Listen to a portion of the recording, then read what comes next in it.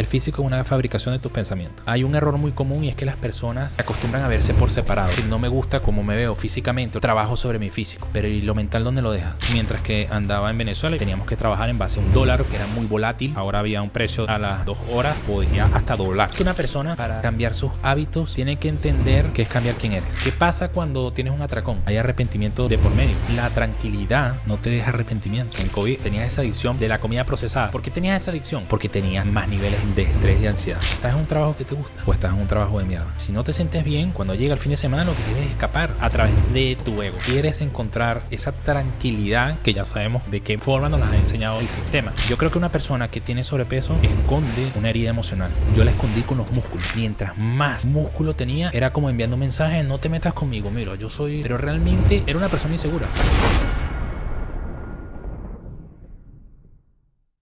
Bienvenido, Abraham. Gracias, Marc. Encantado de que has venido al podcast. Gracias por la invitación. Siempre empezamos con una pregunta de cortesía y es: ¿quién es Abraham? Pues mira, soy una persona que, al igual que tú, al igual que cualquier otro, está en este viaje llamado vida, experimentando emociones, encontrándose, conociéndose, que es lo que he venido a hacer acá. Y básicamente eso, dándome la oportunidad cada vez más de simplemente fluir en esta experiencia temporal y en aportar lo más que pueda durante mi paso por acá. Háblame un poco de tu historia, ¿de dónde vienes? Vale, yo soy de Venezuela, nacido en Venezuela, de una familia con 3 hermanos, soy el hermano del medio.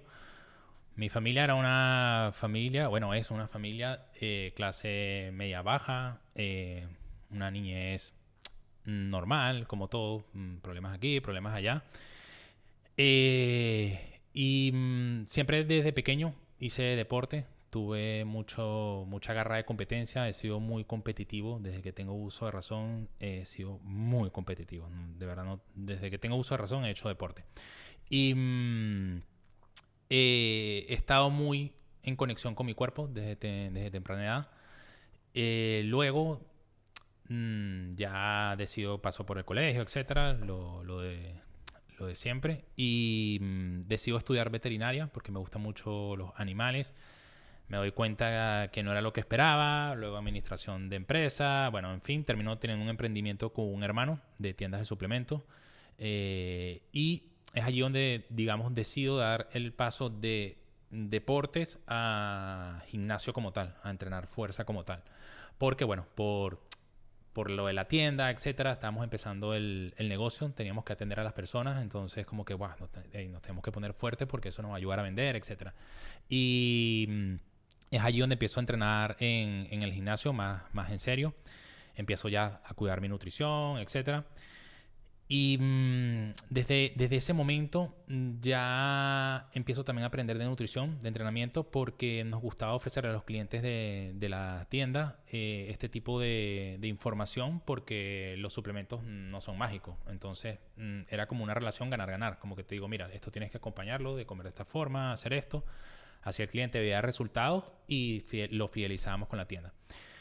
Luego, bueno, por la situación del país, etcétera, decidimos emigrar a Colombia con el mismo modelo de negocio, pero esta vez también al mayor.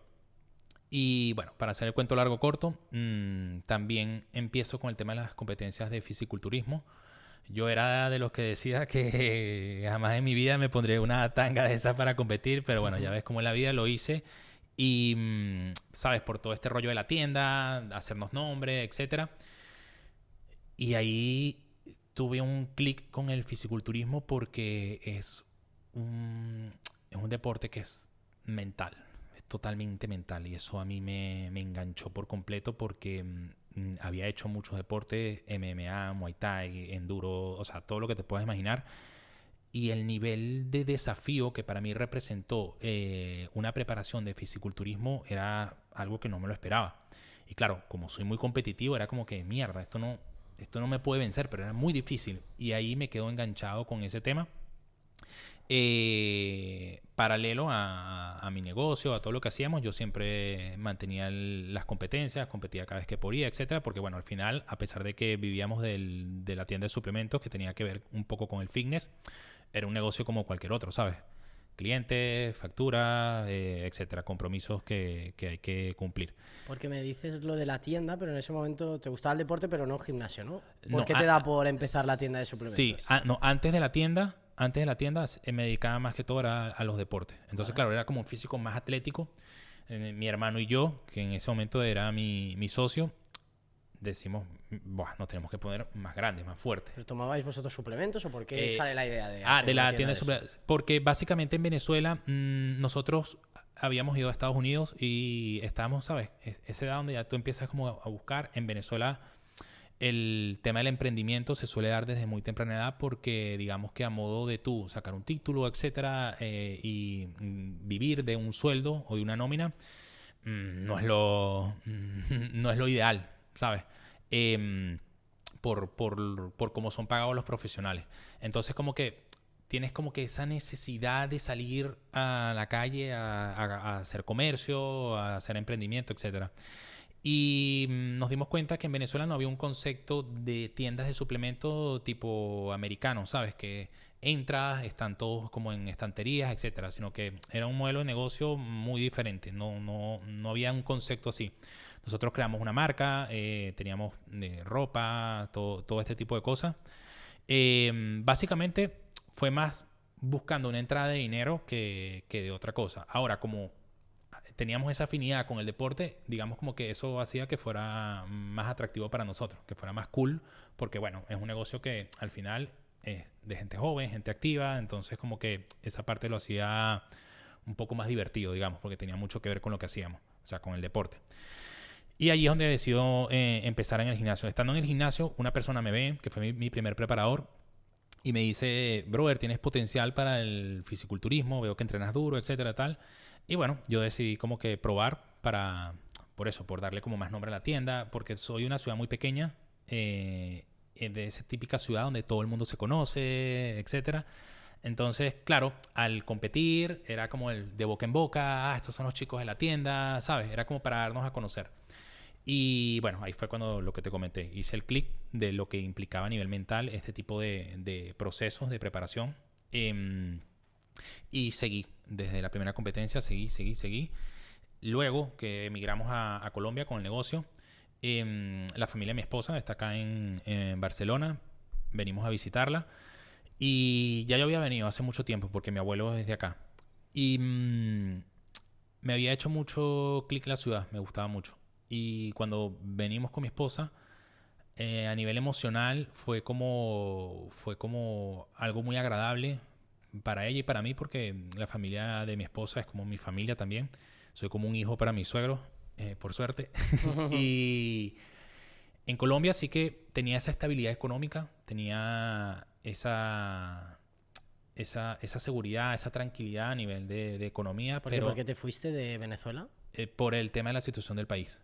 Sí, ya ¿Que había era mucha delincuencia? delincuencia, también al ser suplementos importados, teníamos que trabajar en base a un dólar que era muy volátil por la situación del país. O sea, ahora había un precio del dólar, a las 2 horas podía hasta doblar. Entonces, Claro, el beneficio era un poco exacto. incógnita, ¿no? Entonces, no podías colocarle el producto, darle un precio de costo en bolívares, digamos, con un margen por si el dólar cambiaba, porque entonces lo ibas a vender muy caro. Ujú. Pero entonces, si lo vendías, también tenías un riesgo. El riesgo de que cuando vendías en bolívares y ibas a reponer la mercancía, perdías dinero. Porque era una locura el cambio de moneda. Entonces ya era un negocio que era muy estresante, estaba muy cuesta arriba. Te fuiste principalmente por esa razón, ¿no? Sí, sí. Por eso nosotros, digamos que como plan B ya habíamos empezado en Colombia, mientras que andaba en Venezuela, y fue como que Colombia despegando y Venezuela, así. Fue como si estuviese sincronizado. Porque me has hablado de Venezuela y de delincuencia. ¿Has vivido alguna situación así más crítica allí? Mira, sí, creo que tengo mucho tiempo sin ir, tengo como 7 años sin ir a Venezuela. Es mi país, obviamente no tengo, digamos, resentimiento o lo que sea, pero hablo desde mi punto de vista. Me fui porque llegó un punto donde, por ejemplo, mi esposa no podía salir sola a la calle porque a mí me daba miedo. Y en cuanto a violencia, sí. O sea, era muy común tener conocidos, etcétera, que habían sufrido algún atraco o lo que sea. Eh, la delincuencia no era una delincuencia, digamos, como que, bueno, te roban algo y ya no. Era que habían asesinatos. Mensual la tasa de asesinato era una barbaridad. Incluso que se quedaban con la persona a nivel de que Sí, era, saben o dónde sea, vives. sí, como te digo, estoy hablando de ese momento. Ahora no lo sé, no sé bien cuál es la situación de Venezuela. En el sentido, tengo parte de mi familia allá, converso y tal, pero me desligué por completo de temas políticos, de temas de todo. No estoy muy como actualizado, pero en ese momento era un momento muy tenso en el país. Habían protestas, habían muertes en esas protestas. Y me recuerdo que en esas últimas protestas que hubo, que la gente salía a la calle, eh, mataron a personas, entre esos personas que conocía. Entonces como que estaba muy normalizado el tema de la violencia, ¿sabes? De hecho era, sí, creo que eso es una de las cosas como que más te hacen shock cuando tú sales de un país tan hostil. Claro que tú has normalizado cosas que no son normales. Sí, sí, ahí te das cuenta y dices, ¿dónde estaba yo metido? ¿Sabes? O sea, veías tan normal cosas. Porque había mucha mafia, Sí, narcos. no tanto a nivel de narcos, sino, digamos, en la facilidad de la delincuencia a tener armamento, la impunidad o la manipulación que había en el sistema judicial y Muy penal. corrupto, ¿no? Sí. Y a un punto tal que incluso yo le tenía más miedo a los organismos de seguridad que a la misma delincuencia. Porque era prácticamente Y un los país. delincuentes podían hacer lo que quisieran, Sí, ¿no? es una anarquía total. Entonces, sí, de hecho, recuerdo que se volvió muy común como que cada persona tenías que tener literal como un guardaespaldas, que no era o sea, simplemente tenías a alguien armado. Yo por lo menos en la tienda teníamos una persona armada allí. Hostias. Y era algo normal, ¿sabes? Era algo como que... Y más allá de eso, hay algo que sí, ahora que tenía mucho tiempo que no hablaba de Venezuela, recuerdo y era la impotencia de ver la necesidad en las personas. Eso para mí era... No lo soportaba, ¿sabes? Yo siempre, en ese momento siempre lo decía. Yo decía, para vivir en Venezuela tienes que tener corazón de piedra. ¿Por qué? Porque ves mucha pobreza. Y eso a mí me costaba, ¿sabes? No la pasaba bien viendo a las personas. Incluso te das cuenta cómo se va como ampliando la pobreza y se va acercando también a ti, porque veía, por ejemplo, a amigos del colegio que, ¿sabes?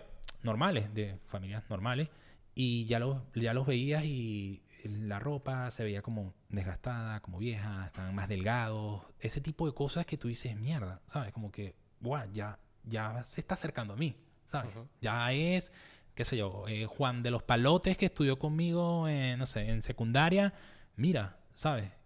Entonces empiezas a verlo más de cerca y ya eso para mí era inaguantable. O sea, ver la necesidad que había en ese momento, la pobreza extrema. Eso, en la mayoría de estos casos de estos países, lo típico, ¿sabes? La clase media desaparece y está ese sector de la sociedad que es pudiente, que tiene mucho dinero, en su mayoría por relaciones con el gobierno, con instituciones, etcétera, y la pobreza extrema. Pero la clase media suele desaparecer por la misma inmigración, porque los profesionales se van, porque son mal pagados, el emprendedor también se va, también, por supuesto, emigran tanto cosas buenas como cosas malas, como personas buenas como personas malas, como todo. ¿Tú viviste esa transición de...? Porque ahora no sé exactamente, pero Venezuela era uno de los países más ricos, ¿no? En el pasado. Yo creo que lo sigue siendo.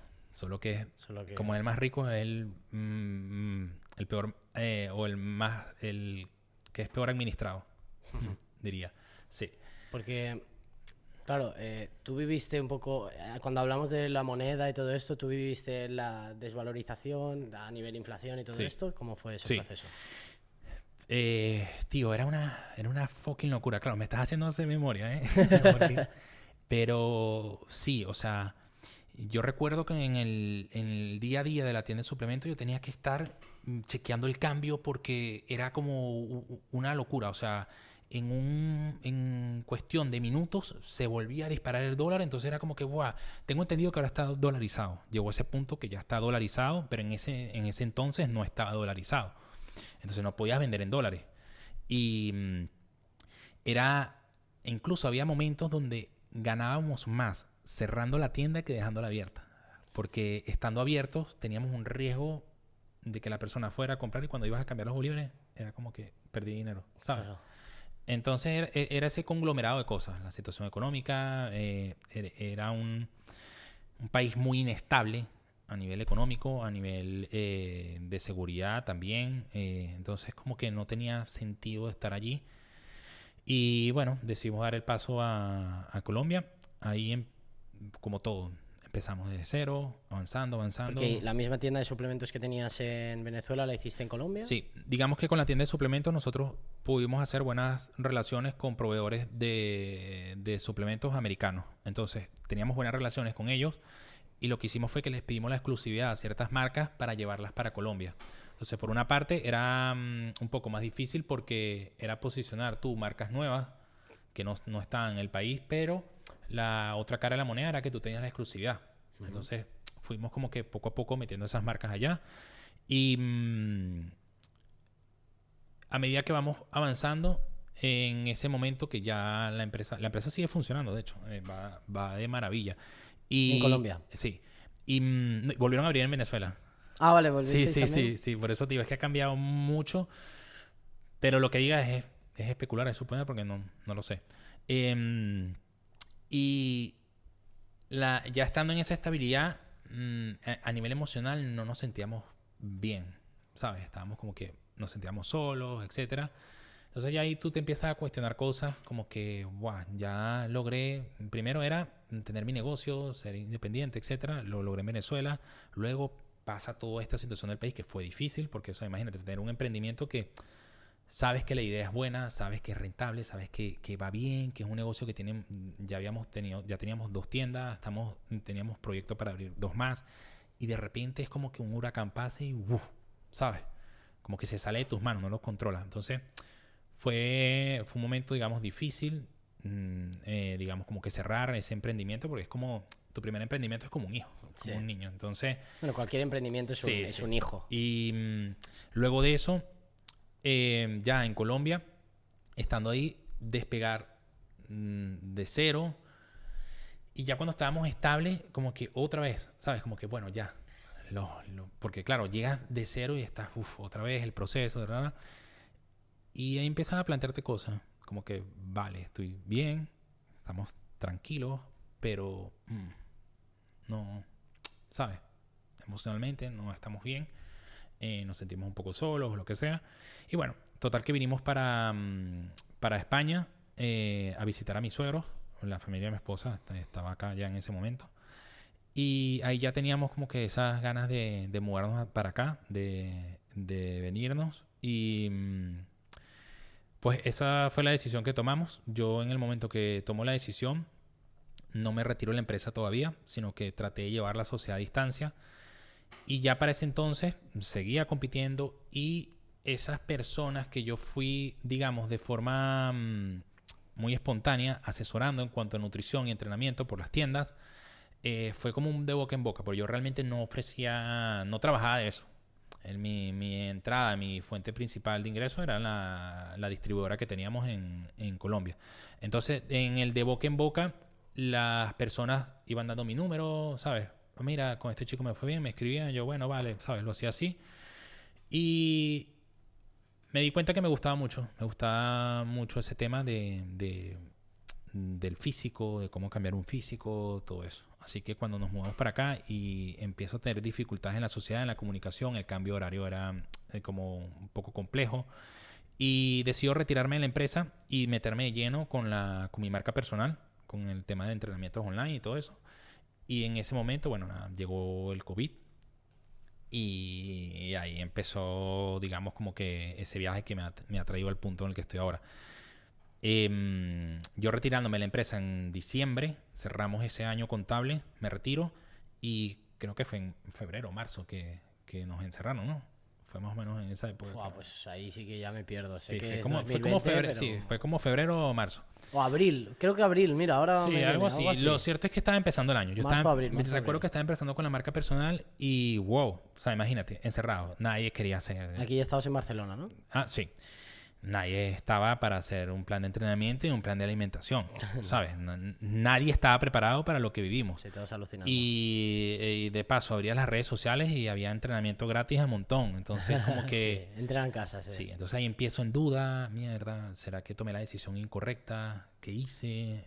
Empezó como a arrepentir, a dudar y empiezo a pasar ansiedad, depresión. Pero bueno, gracias a eso también empiezo digamos, yo siempre he sido muy curioso, siempre. Yo me siento con cualquier persona, haga lo que haga, se dedique a lo que se dedique, me parece interesante. Me gusta aprender de todo. Y empiezo a preguntarme, vale, ¿por qué me siento así? Y empiezo como que en ese camino ya de desarrollo personal. Antes lo hacía más orientado al emprendimiento, esta vez ya era más a este tema, a atender esta situación emocional que estaba pasando, etcétera. Y fui aplicando cositas con mis clientes, etcétera. Y bueno, ya para hacer el cuento largo corto, con el pasar de los años, ya son casi 5 años acá en España, fui creciendo con mi marca personal, ya llegando a un punto de nuevo, a esa estabilidad que todos buscamos. Me hago profesional, me hago atleta profesional de fisiculturismo después de muchas competencias, fueron casi 6, 7 años compitiendo. Y cuando gano una tarjeta profesional, fue lo mismo, fue como que, guau, ya lo logré. ¿Y ahora qué sigue? Pero claro. ¿Qué es lo siguiente, no? Sí, pero durante todo ese proceso voy haciendo ese camino de autoconocimiento y de autodesarrollo y vas como entendiendo cosas, ¿sabes? Vas como atando cabos, vas mirando por qué es posible. Pues mira, son procesos muy extremos sobre todo en la parte de la alimentación. También te ayuda mucho a construir disciplina y constancia. Es literal. Bueno, esto es muy subjetivo dependiendo del atleta, del preparador. Pero una preparación para competir, yo creo que como mínimo 4 meses, como mínimo debe de llevar. Ten en cuenta que son 4 meses teniendo el mismo día todos los días. Te paras, haces esto, tal, suplementos, cardio en ayuna, comes, tal, la siguiente comida. Entonces todo es muy pum, pum, pum, pum, pum, ¿sabes? Es como que no debes darle espacio a cómo te sientes. Es lo que tienes que hacer y ya. Entonces como que creas mucho o fortaleces mucho esa disciplina. ¿Sí? Entonces es un proceso que es muy agotador porque son procesos muy extremos. Yo creo que a nivel ya élite, a nivel competitivo, todos los deportes empiezan ya como que a inclinarse hacia lo extremo para poder llegar a ese punto de competencia donde pocos entran. Entonces, bueno, son preparaciones muy exigentes a nivel físico. Son una sesión de pesas, yo puedo durar hasta 3 horas, fácil, o más.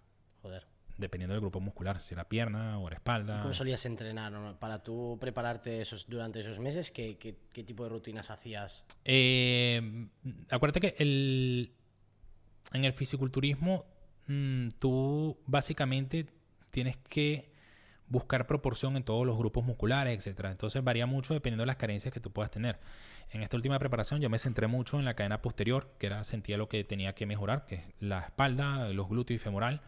Entonces llevaba un día hacia toda la cadena posterior, otro día hacia espalda, otro día hacia femoral. Entonces lo entrenaba femoral y glúteo. Entonces lo entrenaba separado, pero también por cadena. Pero digamos como que lo que más estilo hacer es push-pull legs. Es lo que más estilo hacer. O por cadenas musculares.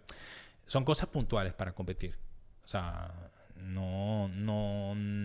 hoy en día yo no duro 3 horas metido en un gimnasio. Es algo puntual. Hace esto para llegar a esto y ya está.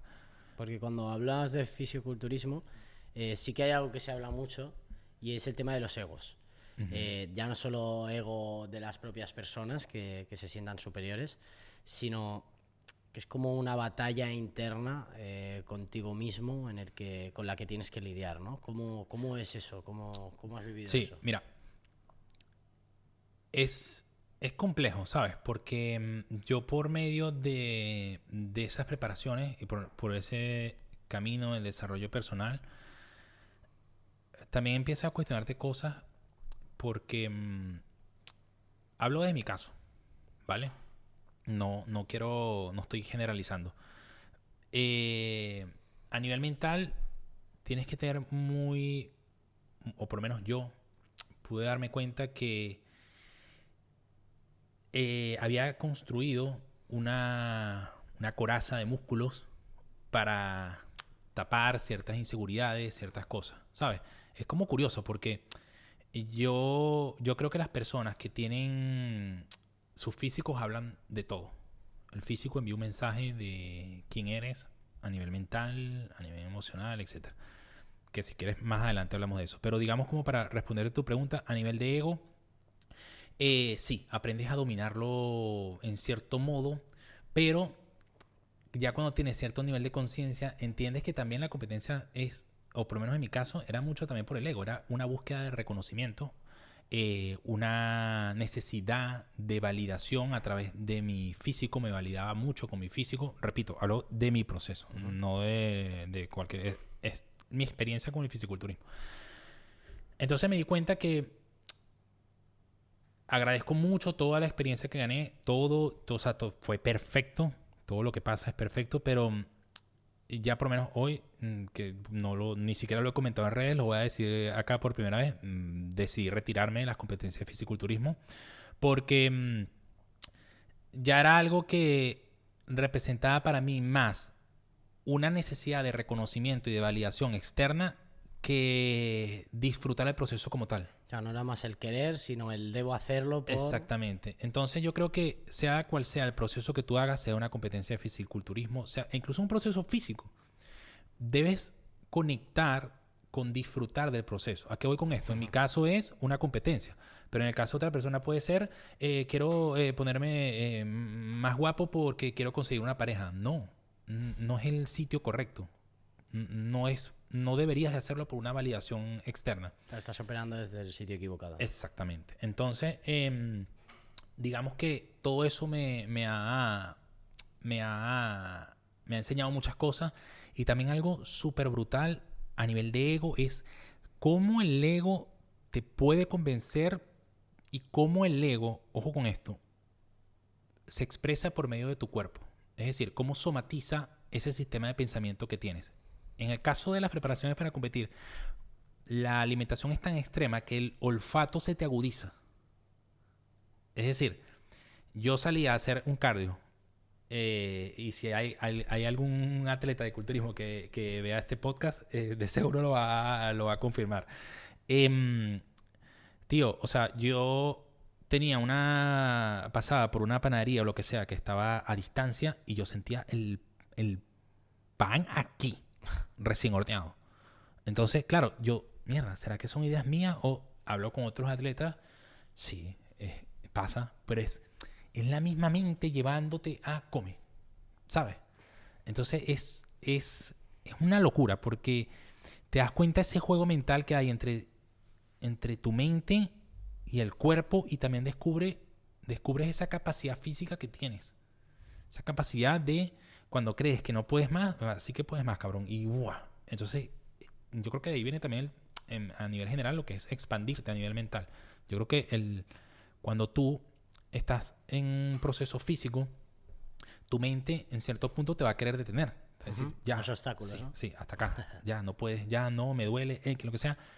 Pero si tú empujas y empujas y empujas, la mente va a llegar un momento que va a decir, este cabrón no se piensa detener. Entonces, más vale que encuentre la manera de cómo adaptarme a esto. Porque este tío no se va a detener. Entonces, ya ahí expandes esa mentalidad, ¿sabes? Esa disciplina, esa fortaleza. Entonces, creo que no solo con el culturismo, yo creo que eso ya es con todos los deportes. Esa disciplina, esa constancia, ese deseo de superación. Pero bueno, como todo lo que estamos hablando, depende de dónde lo hagas, depende de lo que estés obteniendo. Ya para mí no tenía tanto sentido. Siento que como que cerré ya ese ciclo y me quedo con muchas cosas buenas, con mucho aprendizaje, como ya dije, y bueno, ya está. Cuando llevas a ese nivel, se habla mucho, ya no solo cuando llegas al nivel del culturismo, también en el gimnasio a alto nivel, se habla mucho de vigorexia, ¿no? Cuando estás obsesionado con tu cuerpo hasta un nivel de trastorno mental. Sí. No sé cómo viviste tú eso, o cómo viste, ¿no?, el entorno, porque al final, imagino que al final también haces relaciones en ese mundo. ¿Cómo viviste esa época? Sí, mira, hablemos del físico, lo que te mencionaba ahora, que el físico es una respuesta a ciertas cosas. Yo creo que pongamos en los dos polos, pongamos un físico muy trabajado al extremo. Estoy hablando de al extremo. Al extremo es algo ya insano. O sea, insano en el sentido de que no es sostenible. En este caso, o en mi caso, ese físico de fisiculturista, ¿sabes? Todo, ¿sabes? Definido, masa muscular a tope, etcétera, etcétera. Y por otro lado, una persona con sobrepeso, una persona obesa.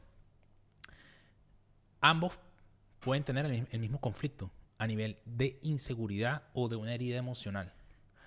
Solo que ambos lo expresan en diferentes polos a nivel de su físico. ¿Me hago entender? Yo creo que una persona que tiene sobrepeso esconde, en cierto modo, una herida emocional. En mi caso, yo la escondí con los músculos. Es decir, mientras más músculo tenía, era como enviando un mensaje, no te metas conmigo, mira, yo soy, ¿sabes? Esto. Pero realmente era una persona insegura. Era una persona que tenía esas inseguridades, tenía ese síndrome del impostor también. Y creo que allí es donde puedes entrar en esa zona de vigorexia. Adicional, yo creo que todo viene de ese sistema de pensamiento, de esa identidad que te has creado y también el sistema de creencias, por supuesto, de cómo van aconteciendo las cosas. Es decir, la mentalidad la conforman tus experiencias pasadas, el entorno que tuviste, etc.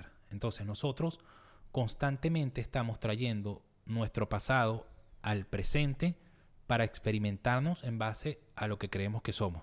Bien, entonces, en mi caso, voy a profundizar allá un poco como para que entiendas desde dónde yo veo o qué tan profundo para mí puede ser un proceso físico. Yo de niño tuve un padre que era muy duro. Era un padre que, digamos, cuando hacía las cosas mal, me las recalcaba muchísimo. Ojo, y esto es un mensaje para todas las personas. Y hago un paréntesis. Los padres hacen lo mejor posible siempre. No importa tu contexto ni la experiencia que has tenido. Los padres hacen lo mejor que tienen de acuerdo al nivel de conciencia que tienen y lo que está entre sus manos. Yo me siento afortunado de los padres que tengo porque gracias a ellos soy quien soy. Ahora, sé que tuvieron la mejor intención del mundo, pero bueno, somos humanos. No somos perfectos. Si fuésemos perfectos, no estuviésemos en este plano. Entonces, gracias o debido a esa crianza, esa niñez donde cuando hacía las cosas mal se me recalcaba mucho, pero cuando hacía las cosas bien, quizás no tanto, yo creo en mí esa necesidad de reconocimiento. Ay, papá, mira, me lo estoy haciendo bien. ¿Cómo lo hacía? Por medio del deporte, por medio de la competencia. Soy mejor, mira, soy bueno. ¿Pero por qué? Claro, de ahí empezaba esa validación, ¿no? Exactamente. Y esa inseguridad también. Entonces, necesitaba que los demás me dijeran que yo era bueno porque yo no lo veía. Y esto le pasa muy seguido, pasa a muchas personas. Y creo que es poderoso, es bonito hablar de esto porque hace que otras personas que estén allí viendo digan, wow, no tengo, ¿sabes? No hay nada de malo. Somos seres humanos. Todos experimentamos las mismas emociones. Tú no inventaste una emoción nueva. No hay una emoción que tú hayas experimentado que yo no. Y viceversa. Entonces, volviendo al tema. Esa necesidad de reconocimiento, esa necesidad de competir, esa identidad que me creé en la cual era muy autoexigente conmigo, pero nunca era suficiente. Ya ves por dónde voy, ¿no? Entonces, a nivel físico, se puede llevar a nunca estoy lo suficientemente fuerte. Nunca estoy lo suficientemente... ¿Me sigue? Siempre más y más y nunca... Porque es que para mí el decir, vale, lo he hecho bien, es suficiente, no existe. Porque no forma parte de mi identidad. ¿Me sigue? Ahora, por otra parte, para una persona que tiene sobrepeso, es lo mismo.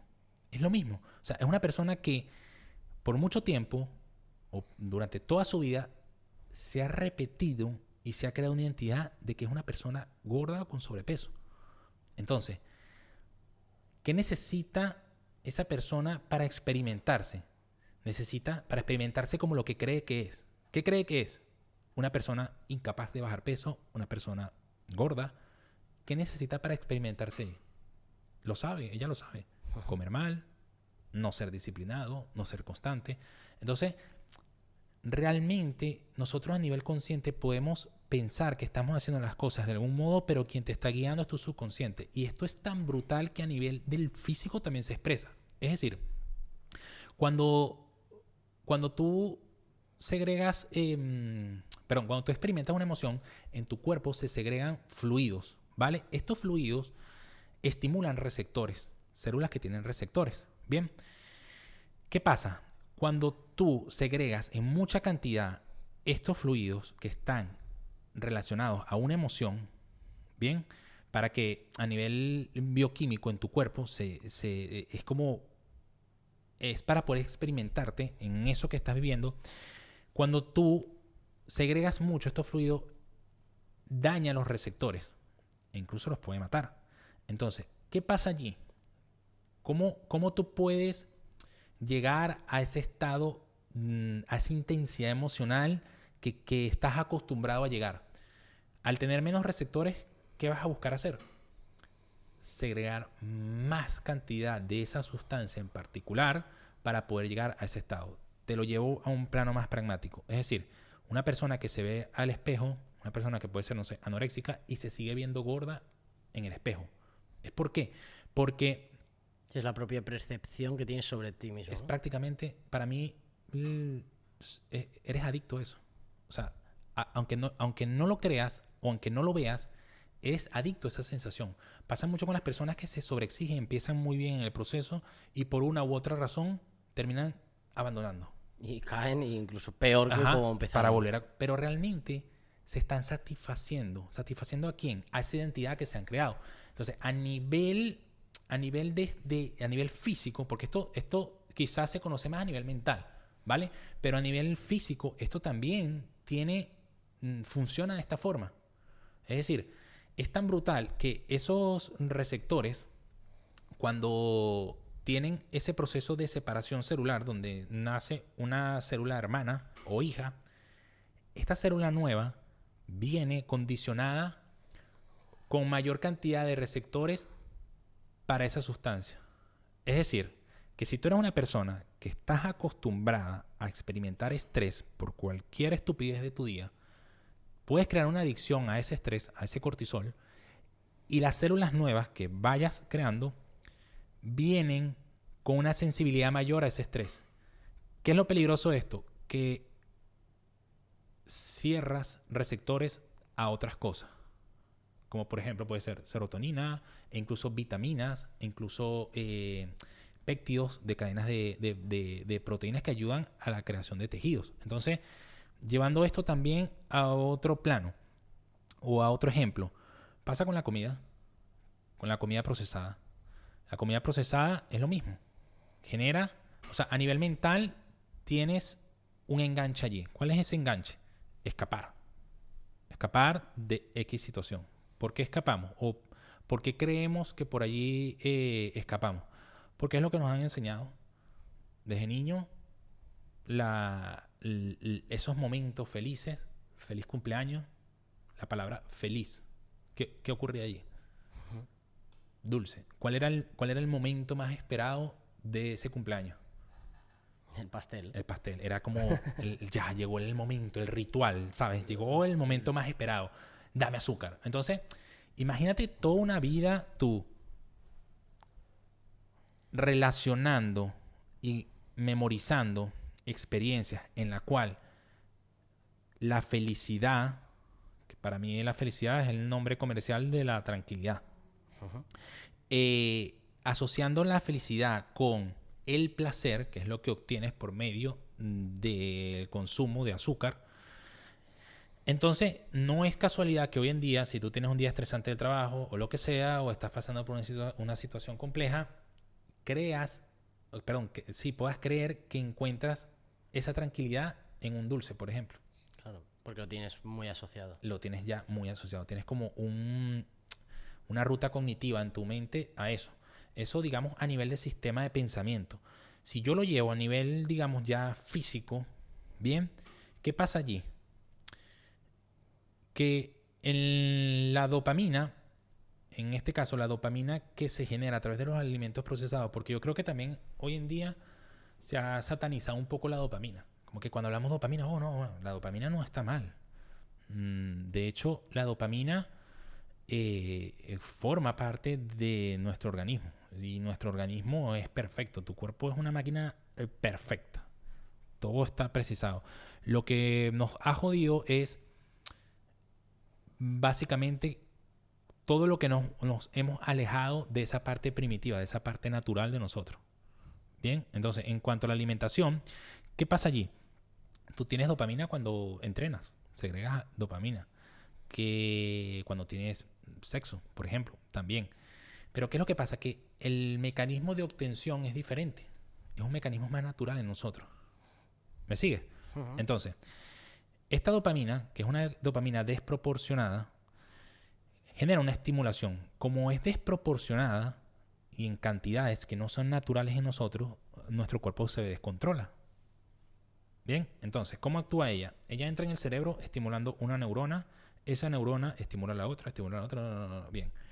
Y entre neurona y neurona hay conectores. Bien. Entonces, ¿qué pasa? Cuando existe esta sobreestimulación, empiezas a matar neuronas. Este proceso se llama regulación a la baja. Bien.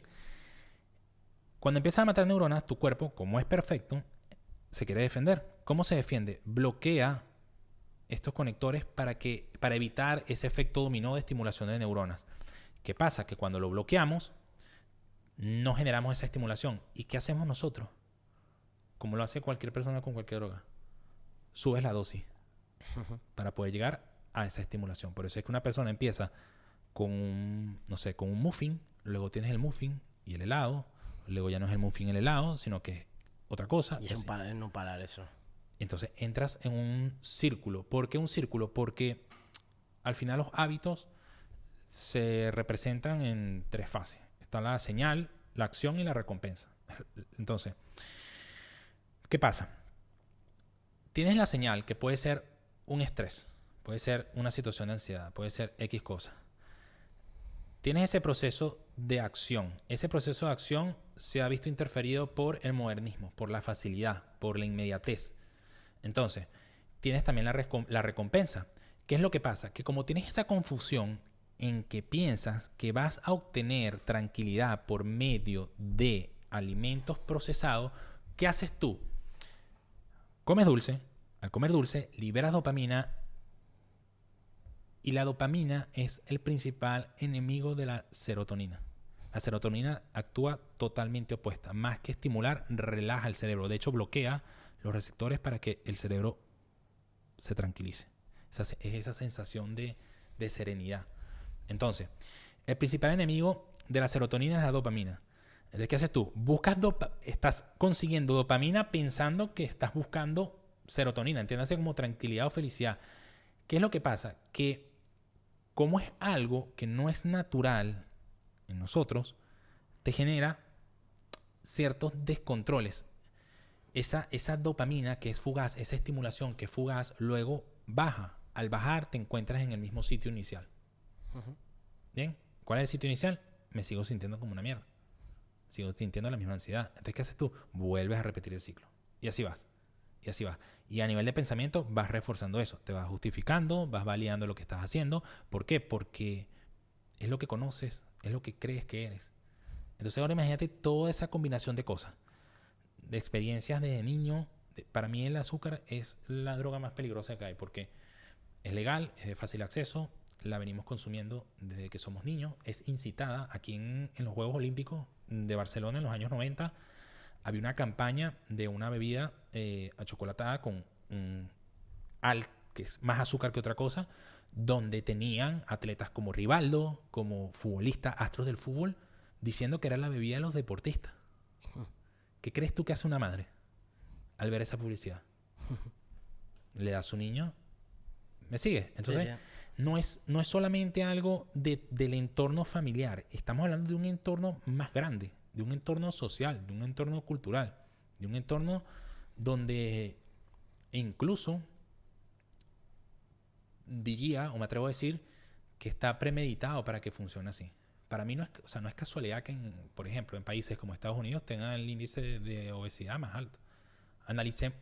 ¿Quieres analizar la sociedad americana? Sí. Bueno, vamos a analizar. ¿Qué sucede allí? El transporte público, no puedo hablar de todos los estados, pero de los que he estado, no funciona muy bien. Entonces, puedes obtener un coche, es muy fácil. Comprarte un coche es muy fácil, hay mucha facilidad. A esto le sumas un sistema en el cual las jornadas laborales son extensas, es decir, empiezas a tener una necesidad de tiempo. ¿Bien? Y tienes la frase comida rápida también. En todos Entonces, sitios. exacto. Entonces, fíjate el conglomerado. No tengo tiempo. Comida rápida. Ya empiezas a asociar. La comida rápida es mucho más accesible que la comida saludable. Y a un punto tal que en Estados Unidos, las personas que han estado, los de seguro lo han notado, los formatos de las cosas son muy grandes. Todo es muy grande. Y esto pasa porque en los años 50 hubo una estimulación en la rama de producción alimentaria para fomentar la producción de alimentos. Pero fue una sobreestimulación al punto tal de que se estaban generando 4.000 calorías en promedio por ciudadano americano. Mientras se generaban estas 4.000 calorías por ciudadano, a su vez la FDA recomendaba 2.000 calorías por día. La FDA, que es el organismo que cuida la salud del ciudadano americano. O sea, mira la incongruencia. Bien, ¿qué pasa? ¿Qué crees tú que hacen con ese excedente de comida? Suben la porción de los alimentos. ¿Para qué? Para persuadir a las personas a que coman más. Por eso no es casualidad que tú te pides, en Estados Unidos tú te pides un refresco, un tamaño pequeño y es así. O una caja de cereales así. No, en serio, es así. Entonces, este tipo de cosas ya te dicen algo. ¿Me sigues? No es. Entonces, a eso le sumas un sistema de salud que es netamente privado. Es decir, tienes que pagar la salud.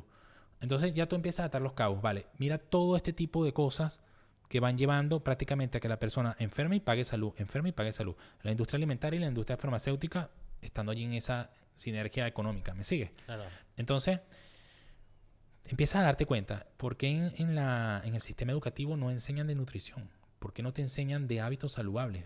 O puede que lo enseñen, pero de forma muy superficial. Sí, yo como veo esto es que, bueno, aparte de que la sociedad nos quiere ignorantes, pero creo que nos quiere gordos, por lo que tú dices, ¿no? El que está gordo va a tener problemas que luego pues va a acudir, ¿no? Pero yo creo eso, y bueno, y ya con el ejemplo que has puesto de Estados Unidos, yo creo que se ve claro, ¿no? Totalmente. Al sistema le conviene que tú pienses que puedes comprar felicidad. Uh-huh. Es lo que nos hacen creer. La felicidad tú no la puedes comprar.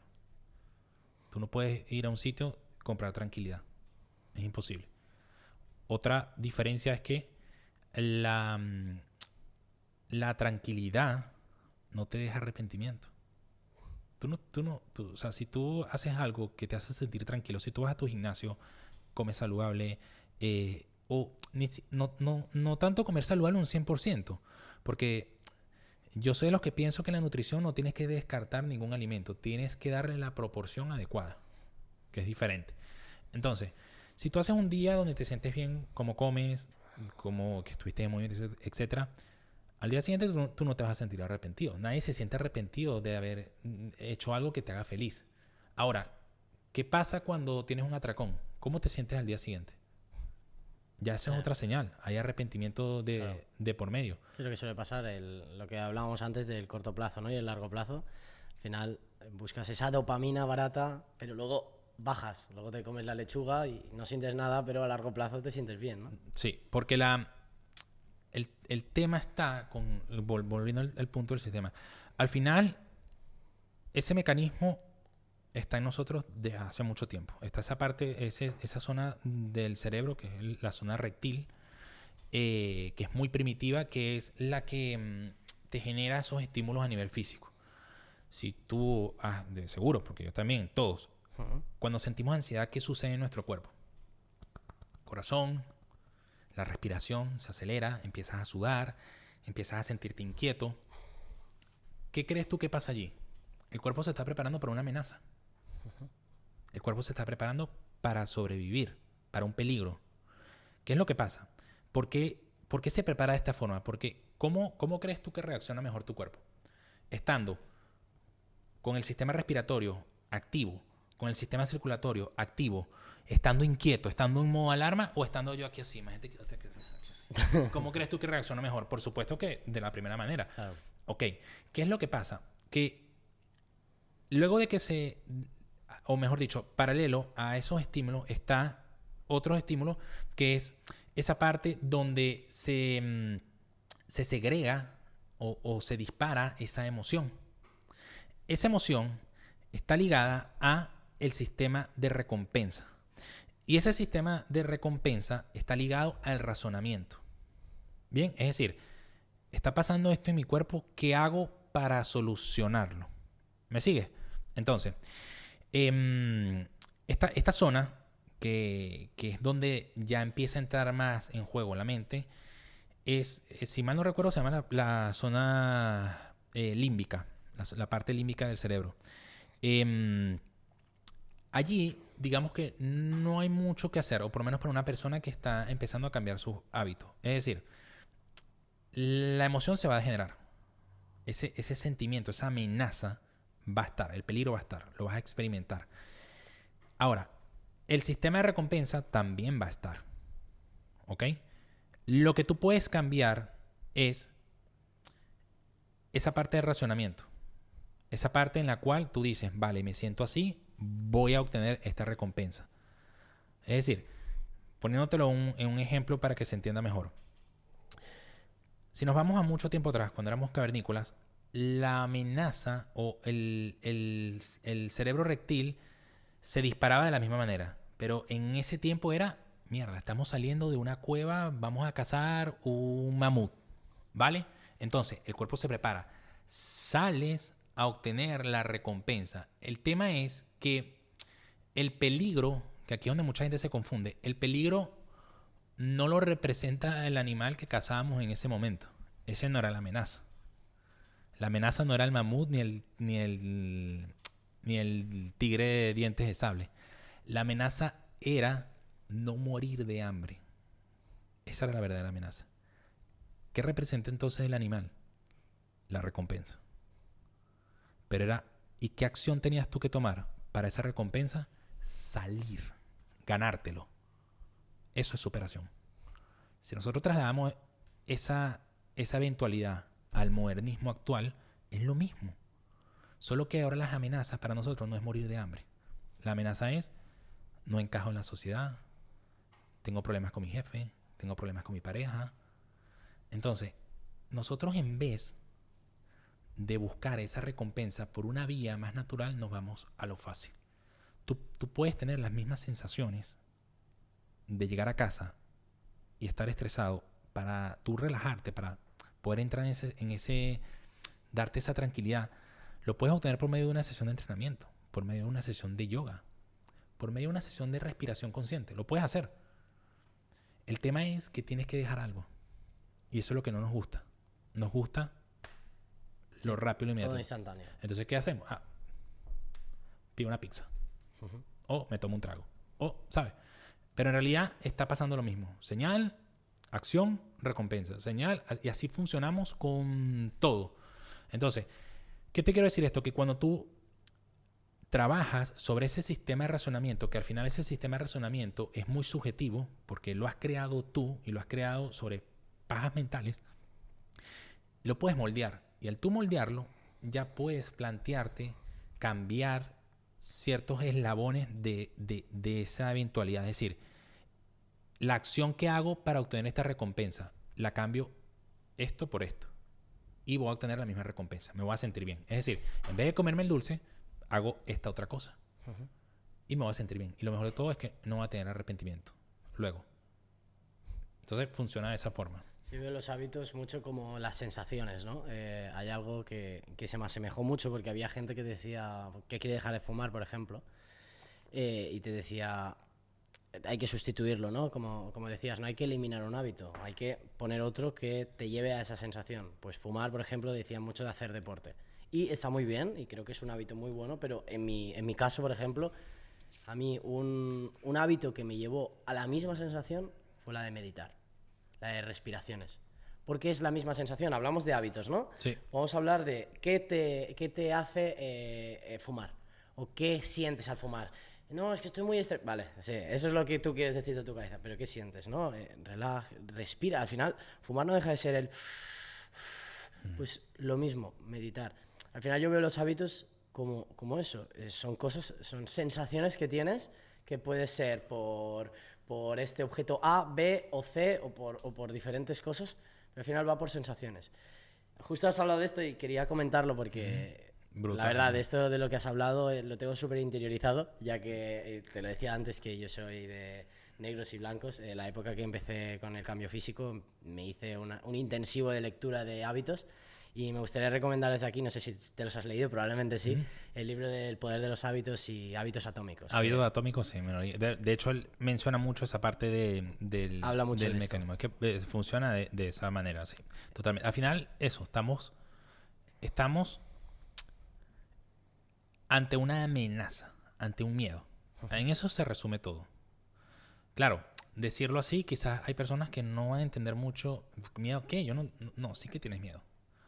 Cuando tú terminas, no sé, la típica jornada laboral de lunes a viernes, que esto pasa mucho, de lunes a viernes puedo llevar mejor mis hábitos, pero fines de semana se vuelve una locura.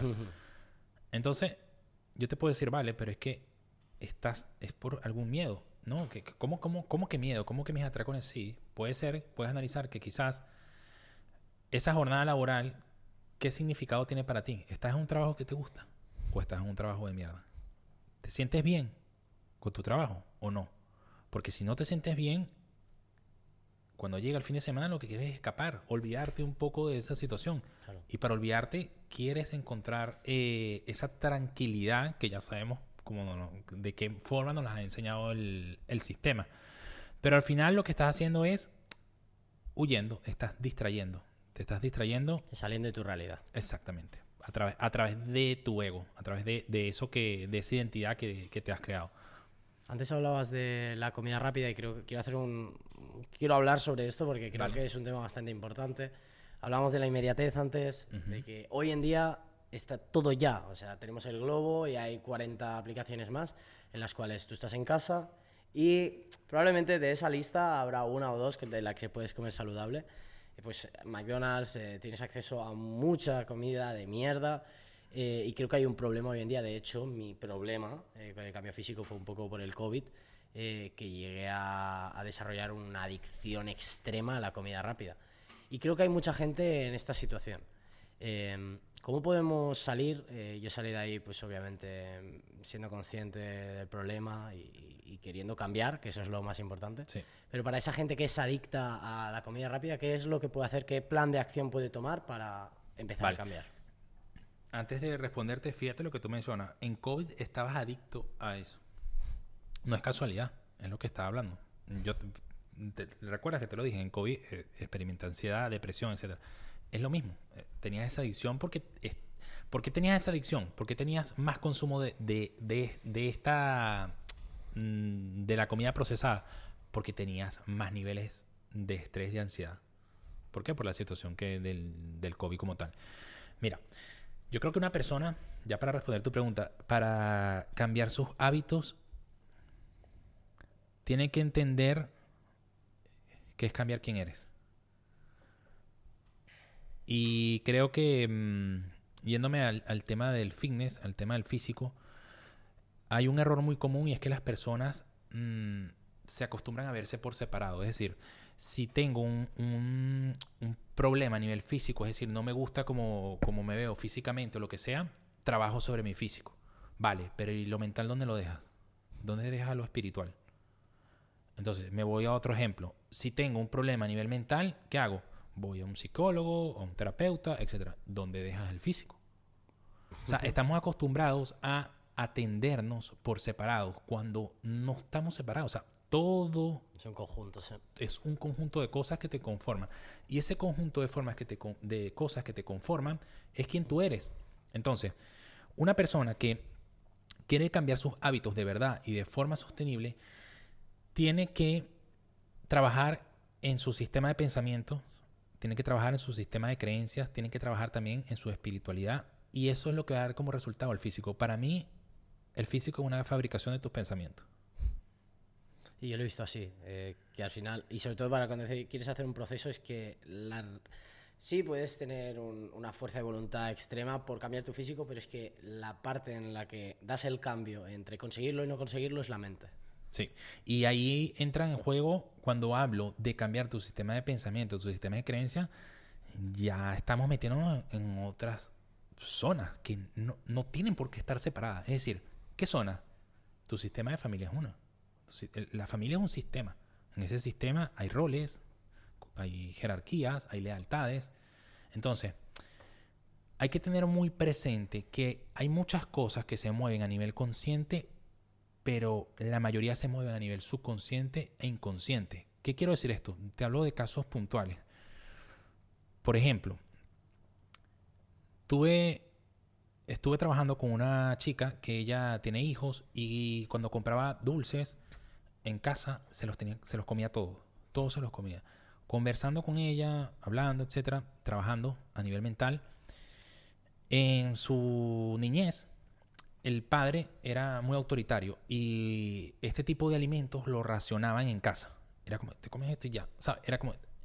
Pudimos descubrir que hoy en día, cuando ella se comía esa cantidad de dulce, realmente era una forma como decirle al papá, jódete, ya no, ¿sabes? Como que ya no me controla. O sea, aquí entran en juego muchas cosas. Entran en juego muchas cosas. E incluso esa típica, porque lo veo mucho con las chicas, que a veces las madres juegan ese papel de no engordes, no sé qué, ¿sabes? Creo que hay que saber abordar este tipo de cosas desde niños. Creo que se tiene que trabajar desde niños el tener una buena relación con tu físico, también el sentido de aceptación. Creo que es muy importante aceptar el punto en el que estás, estar tranquilo con él, pero no quiere decir que te vas a conformar. Claro. Porque ya cuando tú aceptas, tu mente se relaja. Cuando tú te relajas, tomas mejores decisiones. Al final, la alimentación, la actividad física es una toma de decisiones. Es algo que decides día a día. Y si voy más allá, esa toma de decisiones, ¿de dónde se deriva? De tu mentalidad. ¿Y de dónde se deriva tu mentalidad? ¿De dónde se deriva ese ego? Lo mismo, volvemos a lo mismo. Experiencias pasadas, entorno familiar, entorno social, etc. Es muy fuerte, incluso es tan fuerte que pasa mucho también lo típico, ¿no? Tu entorno, amigos, vas a una reunión, están tomando alcohol, van a pedir dulce o que sea. Y puede pasar que tú realmente no quieras comerte un pedazo de pastel, por decirte un ejemplo, o no te quieras tomar un trago. Puede que realmente no lo quieras hacer, pero lo haces ¿por qué? Por tener un sentido de pertenencia. ¿Por qué? Porque es algo que está instalado en nuestra conducta desde hace miles de años atrás. Estamos acostumbrados a pertenecer a una tribu. Ese sentimiento de pertenencia todavía existe. Entonces, ahí es donde tú te das cuenta que trabajar en la seguridad, en tu seguridad, en tu autoestima, no es algo nada más de verte bien, es trabajarlo a nivel interno. Porque el cuerpo al final va a expresar quién tú eres. Es una respuesta a quién tú eres. Porque ¿qué es lo que pasa cuando trabajamos en el cuerpo? Realmente una persona que quiera bajar de peso sabe lo que tiene que hacer. Uh-huh. Tú le pones una pizza, le pones un pescado con arroz y ensalada, y ya sabe qué es lo que se tiene que comer. Uh-huh. Es más, ya yo voy a darle acá una asesoría a cualquier persona que tenga sobrepeso. Baja el consumo de harina, baja el consumo de fritura, baja el consumo de azúcares, haz algo de actividad física, por lo menos 45 minutos, sal a caminar y vas a bajar de peso. Las personas saben lo que tienen que hacer. ¿Por qué no lo hacen? ¿Por qué a nivel consciente quiero hacer algo, pero termino haciendo otra cosa? Porque necesitas estar en esa identidad que te has creado. Hasta que tú no cambies quien tú eres, no vas a poder llevar un proceso sostenible. Por eso es que muchas personas comienzan trabajando el cuerpo. ¿Qué es trabajar el cuerpo? De forma forzada. Me obligo a comer de esta forma. Me obligo a ir al gimnasio. Me obligo. Pero no estás atendiendo la raíz. Si tú comes por ansiedad, tarde o temprano vas a experimentar ansiedad y vas a terminar rompiendo. Hasta que tú no trabajes en la gestión de ansiedad, no vas a solventar el problema. Mientras lo que estás haciendo es aguantando lo más que puedes. Es el juego del sufrimiento. Entonces, ¿en qué desencadena todo esto? Que cuando las personas llevan un proceso de esa forma, sufren. Porque lo están haciendo forzado. No entienden una mierda de lo que está pasando. Claro, desde la restricción, ¿no? Exacto. Simplemente, esto es lo que tengo que hacer. Pero no entienden. O sea, no saben qué es lo que implica eso. Creen que es simplemente cambiar el físico. Entonces, ¿qué es lo que pasa? Terminan rompiendo, fallando. Y esta es la parte que a mí más me inquieta, ¿sabes? Que en el fitness se acostumbra mucho a dar el típico plan de alimentación, de entrenamiento y ya está. Pero hay un gran porcentaje de personas que no terminan de hacerlo sostenible. ¿Por qué? No es porque el plan de alimentación esté mal. No es porque el plan de entrenamiento esté mal. Puede estar perfecto. Pero si esa persona no tiene la mentalidad ni la gestión emocional para poder aplicarlo, no va a pasar nada. ¿Quién atiende a esas personas? ¿Dónde están? ¿Es una obligación del entrenador? Diría que no. Ahora, es una responsabilidad de hacerle entender que ese simplemente es, como lo dice la palabra, un plan, pero que esa persona necesita aprender cómo llevarlo a cabo, es otra cosa. O sea, lo que digo es que la persona tiene que ser o debería ser orientada a buscar un proceso de transformación real, un proceso de transformación sostenible, porque cuando pienso yo que cuando un entrenador toma una figura en querer hacerlo más fácil, más que hacer fuerte a la persona, estamos cayendo en lo mismo, lo que estamos hablando, en el facilismo. No va a ser cómodo. No va a ser cómodo. No tiene por qué ser cómodo. Yo creo que el problema aquí, hablábamos de que yo para llegar a este punto ahora en el que me estoy poniendo muy a tono en muy poco tiempo, pero porque ya he entendido el proceso, sobre todo es desarrollar y entender el proceso, ¿no? Disfrutarlo y cómo desarrollar constancia y disciplina. Para personas que están pues, en esa situación, ¿no? En la que yo estaba, en la que crees que no eres capaz, hablabas antes de la identidad, ¿cómo pueden aprender a desarrollar esa constancia y que su querer sea más fuerte que su mente, que le diga no vayas al gimnasio o relájate? Sí. Sí, estoy totalmente de acuerdo contigo. Tiene mucho que ver con lo que estaba hablando, de que creo que eso es lo peor. Lo peor de cómo el fitness se lleva en su mayoría es eso.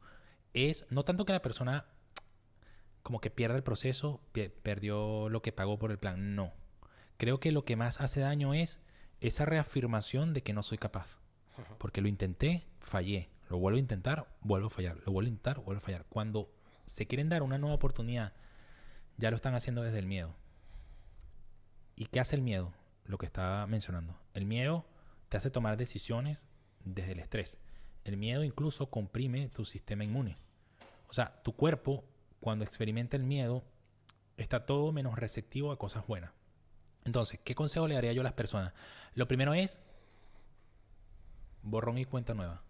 Es decir, empieza un proceso sin expectativas. Empieza un proceso sin apego al resultado. Empieza un proceso en el cual tengas las razones correctas o las razones de más valor para mí del por qué hacerlo. Porque también creo que eso juega un papel fundamental. Las personas que empiezan a comer saludable y hacer actividad física, en su mayoría lo hacen por mejorar su físico, que está bien, es de puta madre, para mí es la cereza del pastel. Pero realmente hay beneficios que valen mucho más. Estamos hablando de más años de vida. Estamos hablando de que puedes protegerte contra el Alzheimer. Esto no es tontería.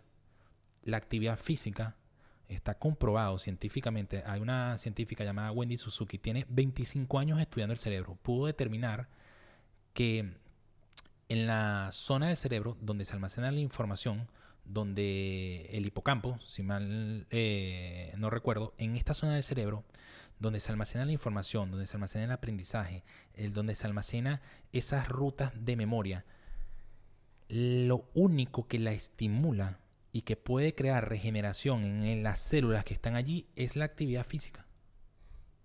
Es lo único, es la actividad física. Entonces, yo creo que las personas necesitan tener conciencia y saber realmente qué es lo que sucede en ellos cuando hacen este tipo de cosas. Porque sí, está como la típica frase de entrenar te hace sentir bien, entrenar es más salud. Ajá, vale, pero si yo te pregunto, ¿por qué? ¿Por qué? Haz que me lo crea. Dame los argumentos. Me estás diciendo que entrenar me hace sentir bien. Yo no me lo creo. Dime las razones. Convénceme. No lo saben, tío.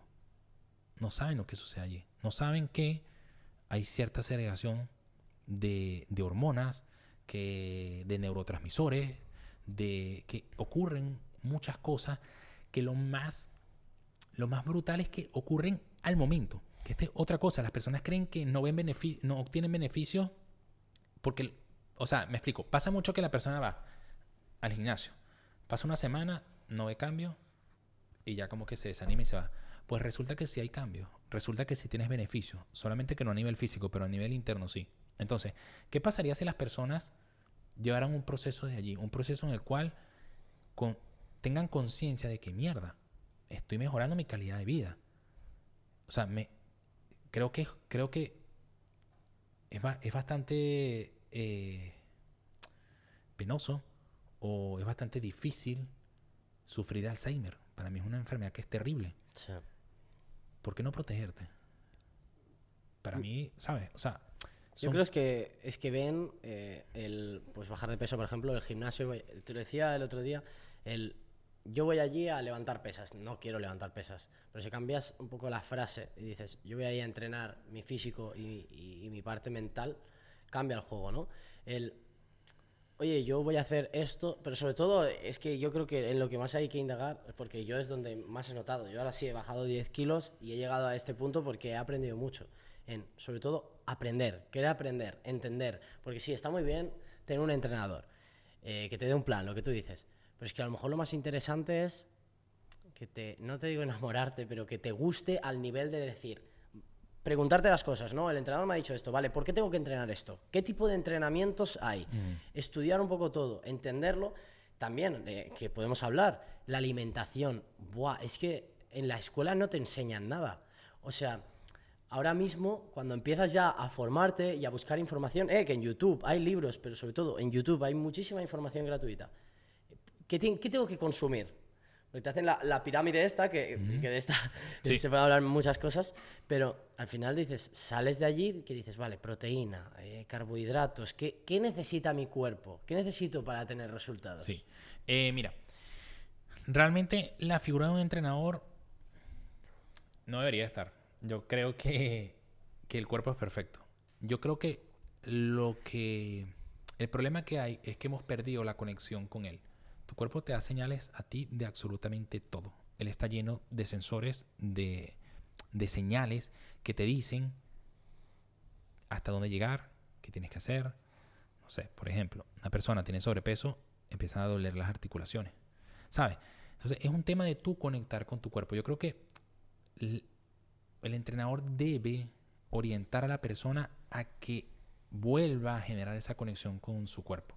Más que seguir un plan cuadriculado, es que esa persona conozca su cuerpo, que esa persona tenga conciencia y lo escuche, porque creo que el éxito de un entrenador con una persona es no estar con él siempre, sino que esa persona ya luego pueda ser independiente, conozca cómo debe alimentarse, qué tanto debe moverse, etc. Solo que, bueno, también está esa parte de la persona que viene a hacer un proceso y cree que va a ser algo rápido. Sino que es algo que se logra en cierto tiempo. Entonces, yo creo que es el primer paso, sí, eso para sí. conseguirlo. Yo digo que, mira, consejo, 2 muy sencillos. Primero, comer lo más natural posible. ¿Qué es lo más natural? O mejor dicho, comer alimentos o que el 80-90% sean de alimentos que sean lo menos tocados por el hombre. Es decir, lo menos procesados. Bien. Hay un documental que yo vi que está muy interesante y es acerca de las zonas azules. Las zonas azules son esas zonas a nivel mundial donde hay personas, donde hay mayor concentración de personas que pasan los 100 años de vida. Y una región en Japón donde hay muchas personas que pasan los 100 años, tienen a nivel cultural algo que se llama el Hara Hachibu. Esto es algo, viene siendo como el Ikigai, algo así. Este concepto del Hara Hachibu significa come hasta el 80%. Entonces, ellos a nivel social y cultural tienen esta conducta, es decir, como hasta sentir el estómago 80% lleno. Al final, ¿qué es eso? Es escuchar tu cuerpo. Una persona que realmente aplique estas dos cosas ya va a mejorar su calidad de vida, ya va a mejorar su nutrición. Y te pongo un ejemplo acerca de lo natural, acerca de ese sistema social con mucho modernismo y ese sistema un poco más rural, por decirlo un nombre. Hay una persona que se llama Estimatis Moratis. Él es una persona que fue a la Segunda Guerra Mundial, es de Grecia, y él es herido en la Segunda Guerra Mundial y llega a Estados Unidos. Cuando llega a Estados Unidos, es atendido, etc. Bueno, en fin, decide quedarse allí, radicarse ahí en Estados Unidos. Al entrar en ese sistema de vida, ya cuando tiene 50, 60 años, esta persona es diagnosticada de un cáncer terminal. Bien. Al diagnosticarlo de este cáncer, que le dan meses de vida, él decide volver a su ciudad natal, que es una isla en Grecia, no recuerdo el nombre. Y esta isla es muy rural. De hecho, el proceso del vino sigue siendo el mismo desde antes de Cristo. O sea, imagínate la locura. Y es decir, que el entorno social de allí era comer muy natural, este tipo de cosas. Bueno, pues esta persona logró vivir 102 años de vida. De hecho, él va a Estados Unidos a pedir explicaciones y los médicos estaban muertos. O sea, ya aquí, imagínate lo importante que es esa conexión con esa parte primitiva, con esa parte natural. Es que, brother, obviamente no podemos decir que el modernismo es algo malo, porque también tiene cosas maravillosas, por supuesto que sí. Pero como todo en la vida, o sea, ¿qué es todo en la vida? ¿Qué es lo que buscamos? Ese balance, ese punto medio. Sin ir muy lejos, la silla, esto. Esto es un invento maravilloso, pero depende, ¿eh? Porque gracias a esto no usamos los glúteos ni el femoral, que es lo que soporta... ¿Qué es lo que soporta? No te preocupes, ¿eh? Sí. Déjame para acá.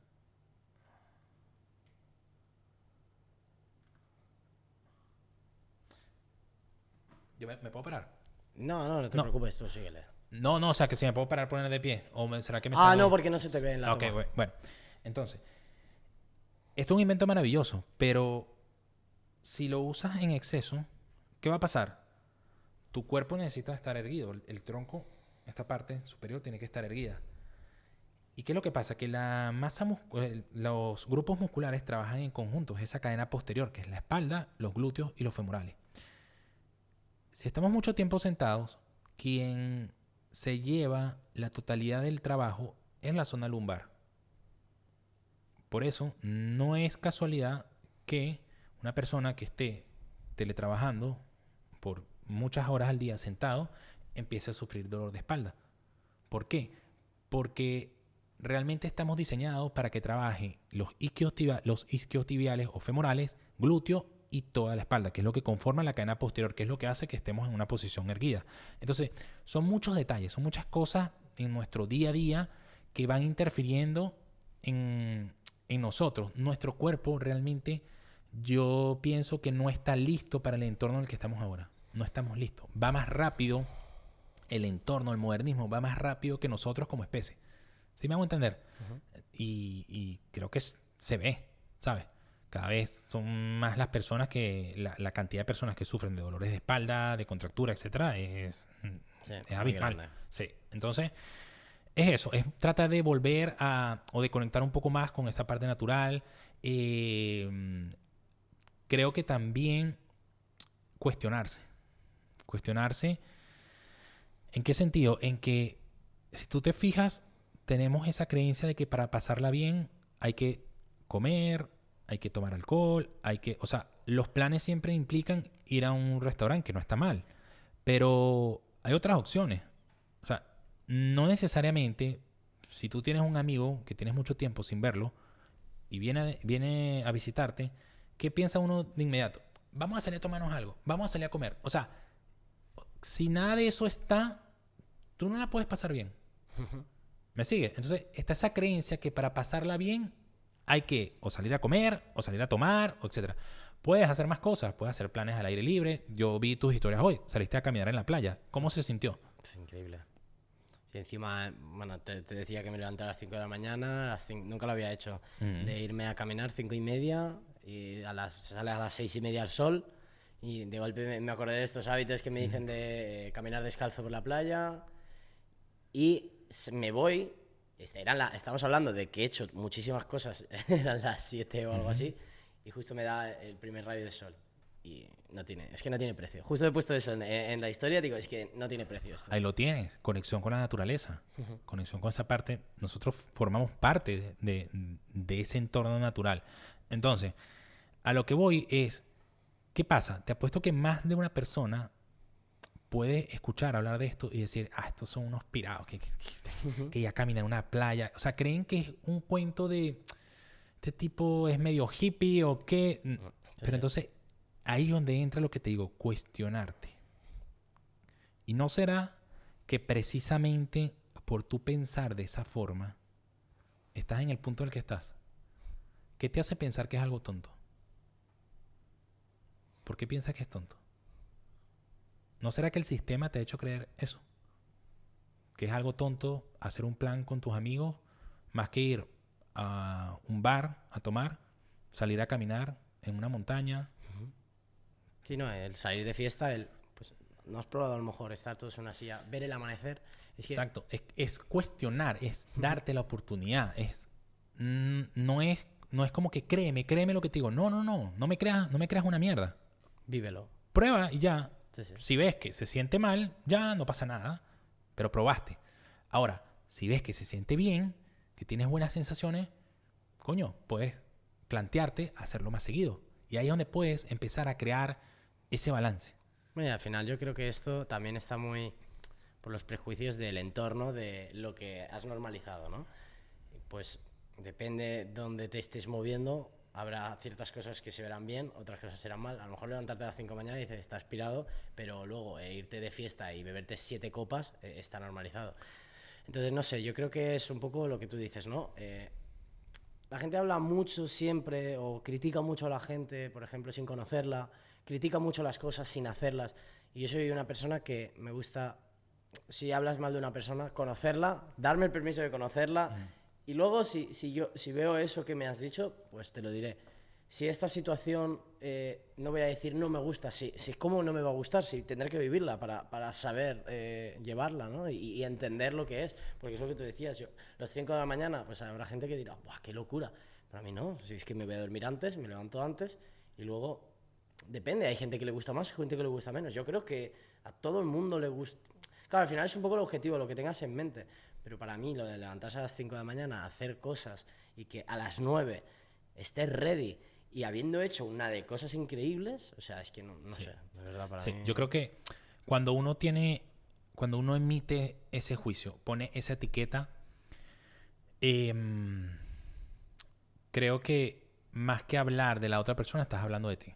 Es decir, quizás una persona que te vea haciendo a ti eso, puede decir, este tipo está loco, pero realmente lo que tiene es una resistencia a esa parte de él que le gustaría atreverse a hacer más cosas y no las hace. Es como, por ejemplo, una persona que tú ves en la calle y tiene un tatuaje en la cara. Entonces tú lo ves y dices, ¡buah, este tipo está loco, qué horrible, que no se bebé! Pero quizás lo que te está generando esa resistencia, esa incomodidad, es que no que tú te quieras hacer un tatuaje en la cara, pero sí quizás en algún momento quisiste tener un corte de pelo o algo y no te atreviste a hacerlo. Entonces ves una persona que le da igual lo que digan los demás, cosa que tú no te atreves a hacer, y eso te da en ese ego. Entonces yo creo que todas esas, lo que hablábamos al principio, todas las personas son maestros. Todas las personas que llegan a ti tienen algo que enseñarte, tienen algo que tú puedes sacar de allí. Pero ese algo que sacas está en ti. ¿Por qué? Porque el ego no solo construye tu identidad. Tu mente no se encarga solo de construir tu ego. Tú también construyes el ego de las demás personas. Tú construyes mi ego. Porque en tu mentalidad ya tienes un concepto acerca de quién soy yo. Pero ese concepto que tú tienes acerca de mí, pues es diferente al que yo tengo acerca de mí. Y así. Uh-huh. Entonces, tener en cuenta eso, que cada cosa que vemos allá afuera es más hacia nosotros. Y esto lo voy a atar con lo siguiente. También entender que ese ego a veces nos hace querer jugar a ser Dios, a ser el universo. ¿Por qué digo esto? Porque una persona que quiere cambiar sus hábitos y empieza a experimentar situaciones difíciles, situaciones que impliquen incomodidad, dolor, etc. ¿Qué hace esta persona? Pone una etiqueta. Esto es una mierda. Esto está mal. Esto es una mala experiencia.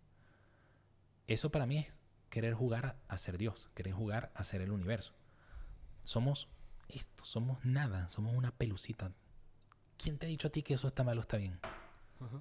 ¿Quién te crees para juzgar esa experiencia que te está llegando? El tema es que estamos acostumbrados a que lo incómodo está mal. Uh-huh. Y dejo la siguiente pregunta. Una persona que quiere controlar o quiere gestionar mejor su ansiedad, ¿qué necesita? ¿Qué necesita experimentar para entrenarse para eso? Yo lo he visto, ya que decías como de salir de esa zona de confort, para mí es eso. O sea, creo que si quieres progresar o evolucionar en la vida, los miedos puedes verlo como una parte positiva o negativa. Yo lo veo como algo positivo.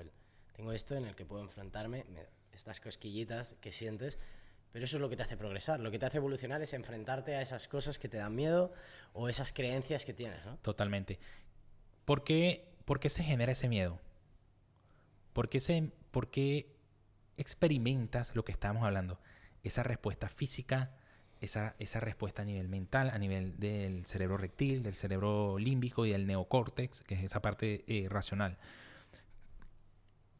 ¿Qué es el miedo en esa situación? El miedo es a no ser quien tú eres o quien tú crees que eres.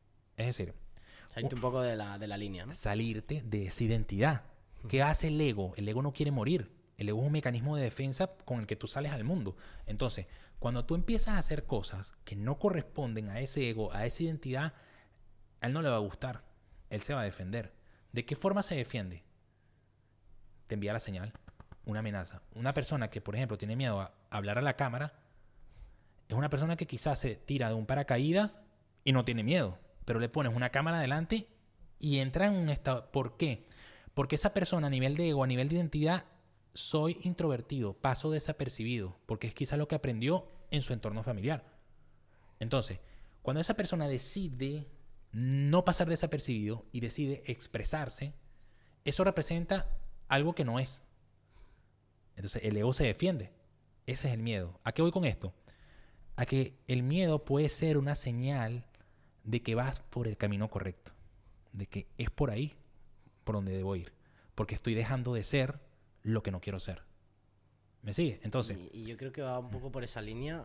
Para entender el miedo, creo que es muy importante al final enfrentarte a esas situaciones, pero muy importante. Y de hecho, cuando encuentras un poco la satisfacción de he hecho esto aunque no quisiera hacerlo y me he enfrentado a esto.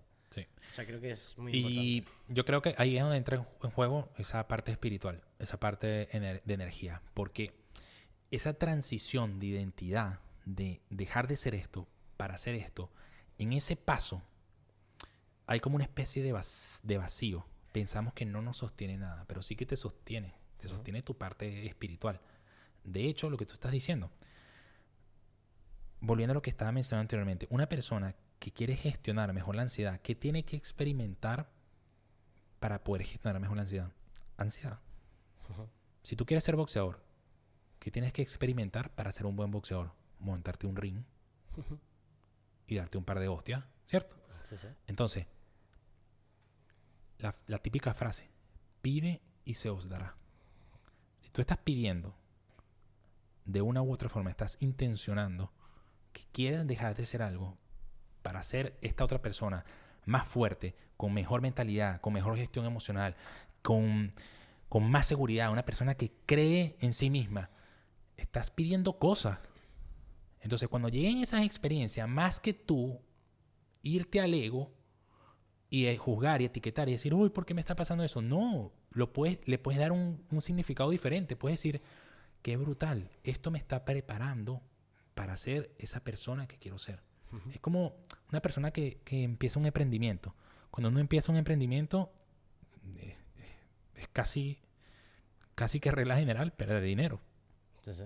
Entonces, tú puedes hacer dos cosas, lamentarte y quedarte allí, perder dinero, o puedes pensar, vale, esta mala decisión que me hizo perder dinero realmente me está preparando para yo más adelante poder gestionar más estrés. Porque si tú quieres ser un hombre de negocios, tienes que ser un hombre que estés preparado para experimentar estrés, que estés preparado para perder dinero. Entonces, Sí, es como, yo espero el fracaso en forma de aprendizaje, ¿no? exactamente. Entonces, más que ser algo malo, es una bendición que tú te esté costando o que digas, empecé a comer más saludable y de repente parece que todo el universo juega en contra. Es decir, hay una reunión, el cumpleaños del amigo, entonces tú llega una persona y dice, vaya puta mierda, ahora que estoy tratando de comer saludable me llega todo. Es lo mejor que te puede llegar. Porque si aprendes a transitar esas cosas, te vas a ir preparando, te vas poniendo a prueba. Sí, yo lo veo eso como pruebas. Son test. Sí, sí. Son test que te entrega el universo para que demuestre quién quiere ser. Sí, encima creo que aquí hay una cosa muy importante y creo que la gente tiene muy baja autoestima y con esto en lo que puede conseguir, y es decirle a la gente de que pueden construir la realidad que quieran. Si son tímidos, pueden dejar de serlo. Si son cualquier cosa, no soy emprendedor, yo es que no valgo para esto, puedes serlo. O sea, puedes hacer lo que quieras, de hecho puedes convertirte en lo que quieras. Cualquier persona, Cristiano Ronaldo, la gente que está arriba, al final, era muy motivada y tenía muy claro lo que querían. Entonces, podéis construir vuestra propia realidad. Eres gordo, lo que tú decías de la identidad. Piensa que eres delgado o que estás a 120 o a 160 o a 190 días de hacer ese cambio y cada día va a contar, pero piensa en ese proceso. Tienes que vibrar ahí. Tienes que vibrar ahí. Es que nos ha enseñado a ver para creer y yo creo que funciona al revés. Es creer para ver. Y si tú te vas a cosas, el mensaje siempre ha estado allí.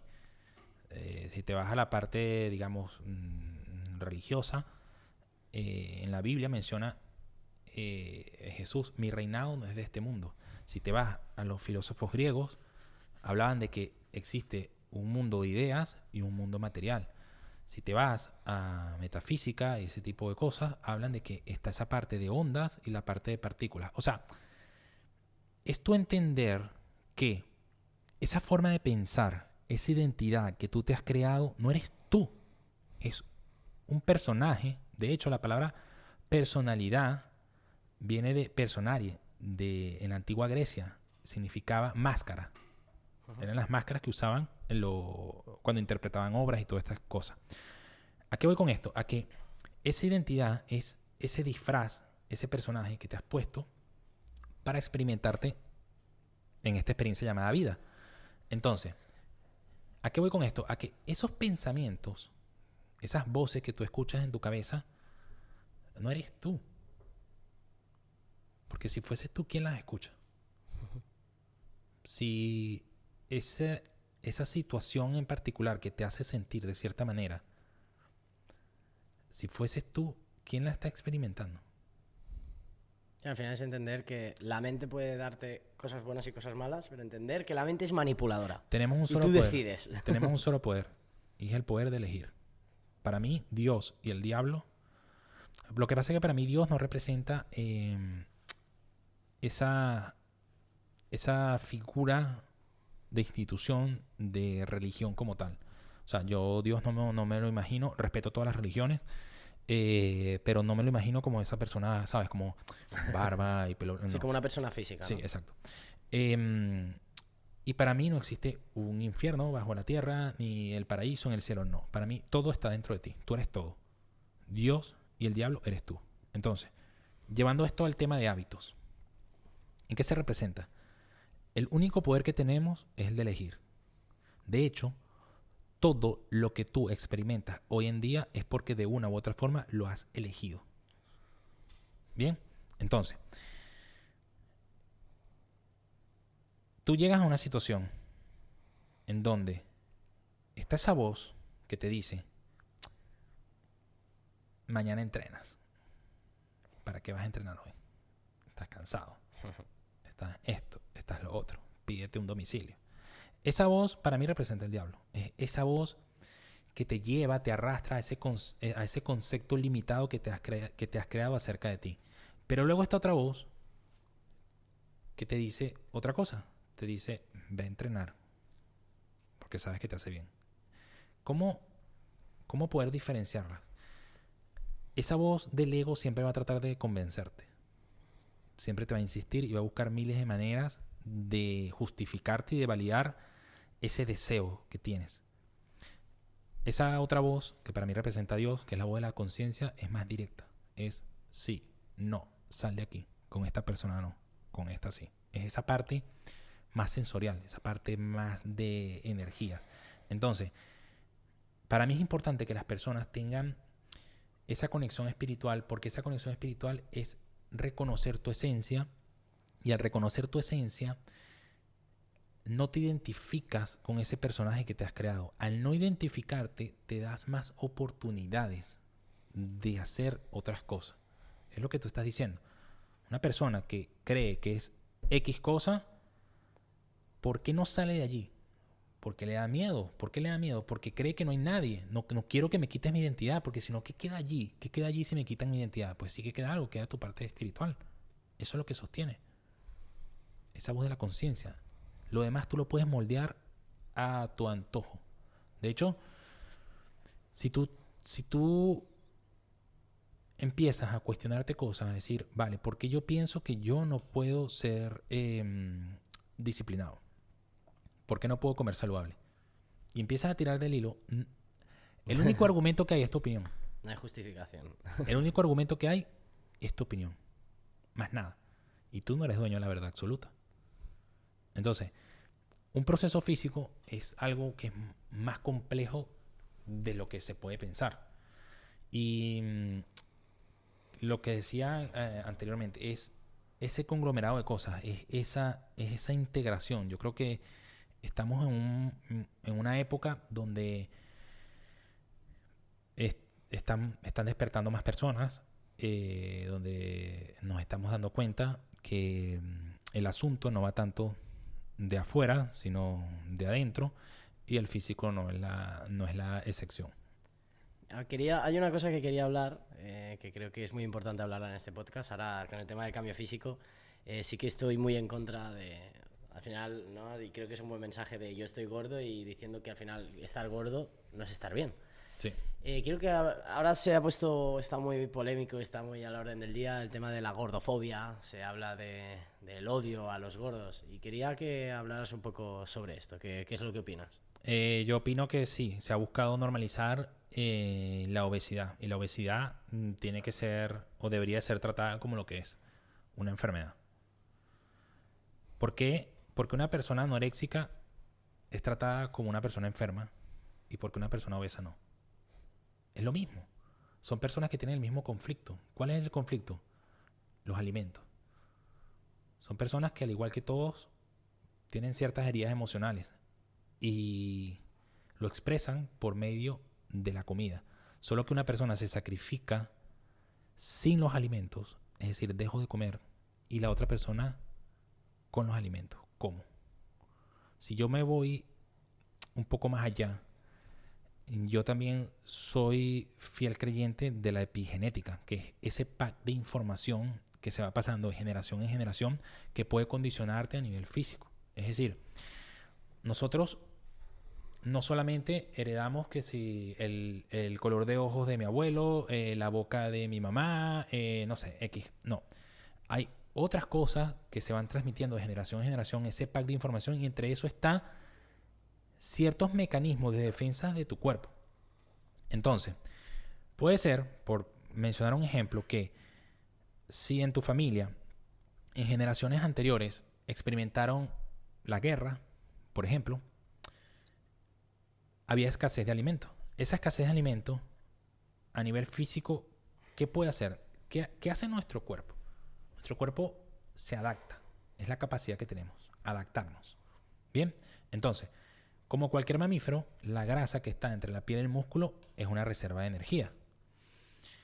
Si no hay alimentos, si hay escasez de alimentos, a nivel físico, un mecanismo de defensa podría ser que empieces a almacenar más grasa en reserva, es decir, más grasa porque es la reserva de energía, y uses, digamos, como que lo esencial. ¿Por qué? Porque no sé cuándo vuelvo a comer. Y tu cuerpo sabe esto. Entonces, ese pack de información que al final lo que busca es la supervivencia, se va transmitiendo de generación en generación. Entonces, ¿qué pasa? Que en esa generación donde había escasez de alimentos, hoy en día, en los nietos, ya no hay escasez de alimentos. Pero el cuerpo sigue teniendo cierta tendencia a ese tipo de mecanismo. ¿Me hago entender? Entonces, como ya lo he dicho anteriormente, el cuerpo expresa muchas cosas. El cuerpo es fabricado por el pensamiento. Y el ejemplo que coloqué de una persona anoréxica y de una persona con sobrepeso, si nos vamos a esa herida emocional, puede ser que en su entorno, en su crianza, en el sistema de familia, esa persona anoréxica era reprimida. No puedo hablar de mis sentimientos. Me tengo que adaptar, tengo que complacer a mi entorno y tengo que pasar desapercibida. A nivel físico, ¿cómo te adaptas tú a un entorno donde no quieres que te vean? Voy pasando desapercibido. Ahora, por otro lado, podría ser que tengo una herida emocional, una herida de negligencia, no me prestan atención, existo, aquí estoy, por favor. A nivel físico, trato de ocupar más espacio, trato de ser más visible. ¿Por qué? Porque estoy pidiendo ayuda, pero no me atrevo a pedirla. ¿Me hago entender? Entonces, quizás estas son cosas como que son un poco más allá, pero en mi caso las tomo en cuenta. Y he tenido buenos resultados con eso. Y me gusta sacarlas acá a colación porque es abrir brechas, es abrir puertas a que las personas empiecen a llevar estos procesos de hábitos en base al cuerpo desde un punto de vista más profundo, porque creo que es allí donde puedes realmente hacerlo sostenible, realmente hacerlo parte de ti. ¿Qué se necesita para hacer un cambio físico y en qué estás actualmente ayudando a las personas? Vale. Para hacer un cambio físico, bueno, un poco de todo lo que hemos hablado. Si me voy a una respuesta resumida, atreverte a cambiar quién eres. Entender que no tiene que ser cómodo, va a ser incómodo y con cojones, pero es parte del proceso. Al ser incómodo, lo más seguro es que falles. Tienes que aprender a lidiar con fracasos, que al final no son fracasos, forman parte del aprendizaje. Porque por medio de esas mismas fallas es que tú puedes ver que tienes que mejorar. Entonces, ¿qué necesita una persona para cambiar su físico? Entender que en donde menos se tienen que enfocar es en el físico. Se tienen que enfocar en la mentalidad, se tienen que enfocar en la gestión emocional, se tienen que enfocar en esa parte espiritual. Y es una persona que también tiene que ser vulnerable en el sentido de abrirse, ¿bien? En el sentido de si vas a trabajar con una persona, tienes que abrirte. O sea, abrirte en el sentido de hablar. Con frecuencia recibo personas que se les hace muy difícil admitir, esto ya es a nivel también de ego, de que, mira, no lo estoy haciendo bien. No como bien, ¿sabes? Entonces, ser vulnerable no es ser débil, no es decir como que, vale, si digo que estoy fallando o que se me hace difícil o lo que sea, estoy siendo una persona débil. No, nada que ver. Una persona débil es una persona que pone resistencia y por más que pone resistencia no puede contra esa fuerza que viene. Claro, que mire a otro lado, ¿no? Exacto. Una persona vulnerable es una persona que abre. Es como una puerta. Tenemos una puerta acá. Si tú quieres entrar y yo pongo resistencia, pero no puedo contener la puerta y entras, eso es debilidad. Ahora, si yo abro la puerta, es ser vulnerable. Es decirte, mira, esto es lo que hay. Esto es lo que soy yo. Porque para tú abordar un proceso en el cual tienes que cambiar quién tú eres, también tienes que ser objetivo y reconocer en qué punto actual estás. Si sabes que tienes un problema con la comida y con la ansiedad o lo que sea y que tienes atracones, tienes que reconocerlo. Uh-huh. Y tienes que o ayudarte a ti mismo o ayudarte por medio de otras personas. Entonces, básicamente eso. Suele mucho pasar que las personas piensan, necesito dinero, necesito más tiempo. No, son tonterías que te cuentas. Es darle la prioridad adecuada. Que pasa mucho. La persona, no es que yo trabajo mucho, no, que eso es un error que es muy común. Esto es tan importante como el dinero. ¿Por qué tú crees que personas como Barack Obama en su agenda presidencial tenía 1 hora de actividad física al día? ¿Por qué tú crees que personas exitosas de verdad, no tienen un físico con sobrepeso? O sea, algo hay ahí. Es un tema de priorizar al final. Exacto. Algo ahí. Es un tema de entender que el que tú me digas a mí es que no entreno porque tengo mucho trabajo, es prácticamente decirme que pones el dinero por encima de tu salud. Uh-huh. Eso para mí es una carencia de autoestima. Entender también, que creo que esto también es clave, que esto no es un proceso de intensidad, es un proceso de resistencia. Hacer actividad física 1 vez a la semana es mejor que no hacer. Hacer actividad física 2 veces a la semana es mejor que hacer 1. Esto no es algo que tienes que hacer 1000 o 0, no. Esto es algo que van a haber cambios. ¿Por qué? Porque la vida es eso. La vida son altos y bajos. Y esto, si tú lo quieres llevar como un estilo de vida, es lo que dice la frase, estilo de vida. Tienes que entender que van a haber veces, semanas, meses, que quizás no lo vas a hacer a un 100%, pero vas a dar lo mejor de ti. Es decir, no es algo que tú prendes y apagas. Es algo que si lo vas a hacer, tienes que aprender a gestionarlo durante todas las situaciones que hay. Porque pasa mucho. No, es que me voy de viaje. Entonces, después de irme de viaje, empiezo a... Es que en el viaje es donde más lo tienes que empezar. ¿Por qué? Porque es la parte más difícil. ¿Me sigues?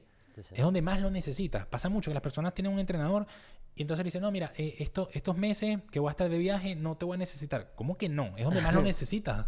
¿Sí? ¿Me sigues? Bueno, es lo que decías antes de... Entre semana es la prueba más fácil, vienen los fines, que es una prueba más difícil, y los viajes son el problema. Yo lo veo así. Entre semana o los días de rutina donde trabajas, que tienes tú esa rutina diaria, es lo más fácil. Luego vienen esos días libres, es el primer reto. Ya luego que empiezas a dominar esos días libres, ya luego vienen los viajes.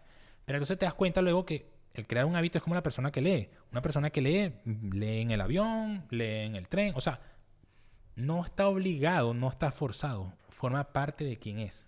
Puedes llegar a eso. Tienes total capacidad. ¿A qué te dedicas actualmente y qué es lo que estás haciendo? Vale, mira, yo cuando hablaba un poco acerca de mí, mencioné ese punto de inflexión donde me hice atleta profesional, etc. Viví un momento muy parecido con mi parte laboral, donde me sentí muy en automático, donde me sentí que simplemente entregaba un plan de alimentación, de entrenamiento y ya está. Y era como que, bueno, dale. Yo sabía que si la persona lo aplicaba bien, pero también sabía que habían personas que con eso no iban a hacer nada porque podía notar que no tenían la mentalidad adecuada. Entonces, creo que también con ese camino de desarrollo personal que vas tomando más conciencia, vas también cambiando la ética de trabajo, vas cambiando tu forma de sentir, de pensar, de hacer las cosas. Y parte de ese vacío profesional que llegué a sentir, en el cual sí, vale, podía ganar dinero acá. Incluso la típica, en los veranos, contenido para persuadir, para manipular un poco, que las personas se sientan mal con el físico, tal, el típico reto, tarara, vale. Pero sabía que eran cosas cortoplacistas, que no es un parche más no la solución. Y me di cuenta que tenía mucha información allí que no estaba compartiendo. Entonces decidí ir un poco más allá. ¿A qué voy ahora con esto? Que mira, yo realmente no soy de colocar etiquetas.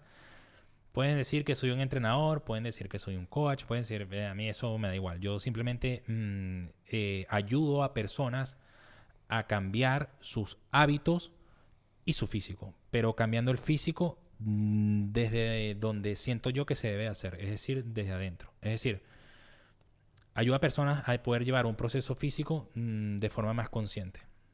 Trabajar esa parte mental, esa parte emocional, esa parte también espiritual. Entonces, trabajo con diferentes programas porque también entiendo que esto es como todo en la vida. Depende del nivel de conciencia que tienen las personas. Yo te apuesto que tú, el proceso que estás llevando ahora, lo llevas de forma muy diferente a como llevabas el anterior. ¿A que sí? Sí, sí.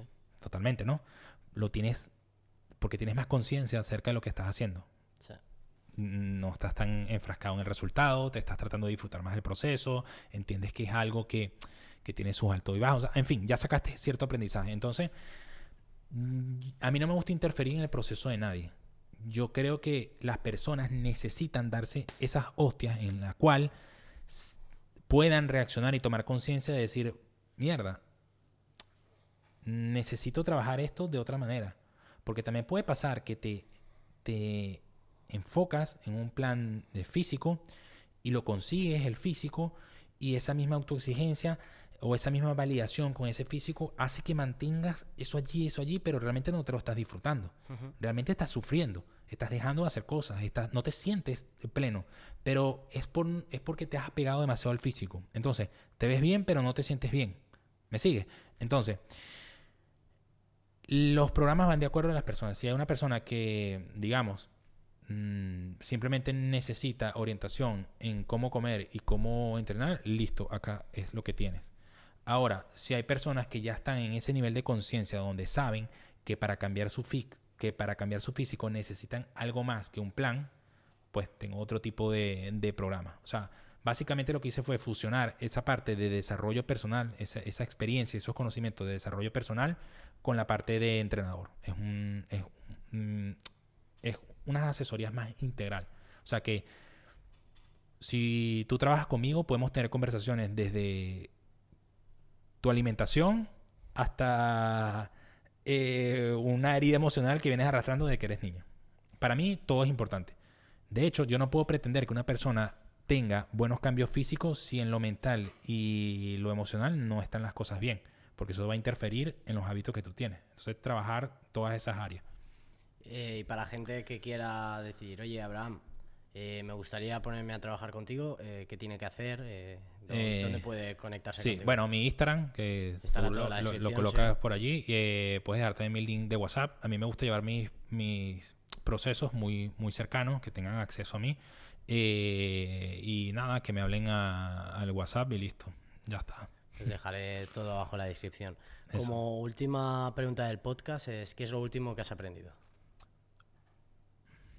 Buah, me la pusiste difícil, cabrón. Lo último que he aprendido.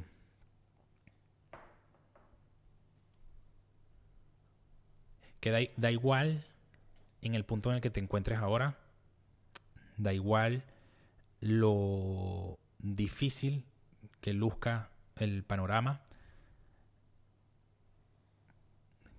Confía, suelta el control y no pierdas la credibilidad en ti. Y recuerda que las aguas que hoy puedes pensar que te están ahogando, realmente te están enseñando a nadar.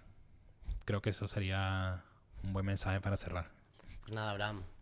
Hermano. Encantado de que hayas venido al podcast.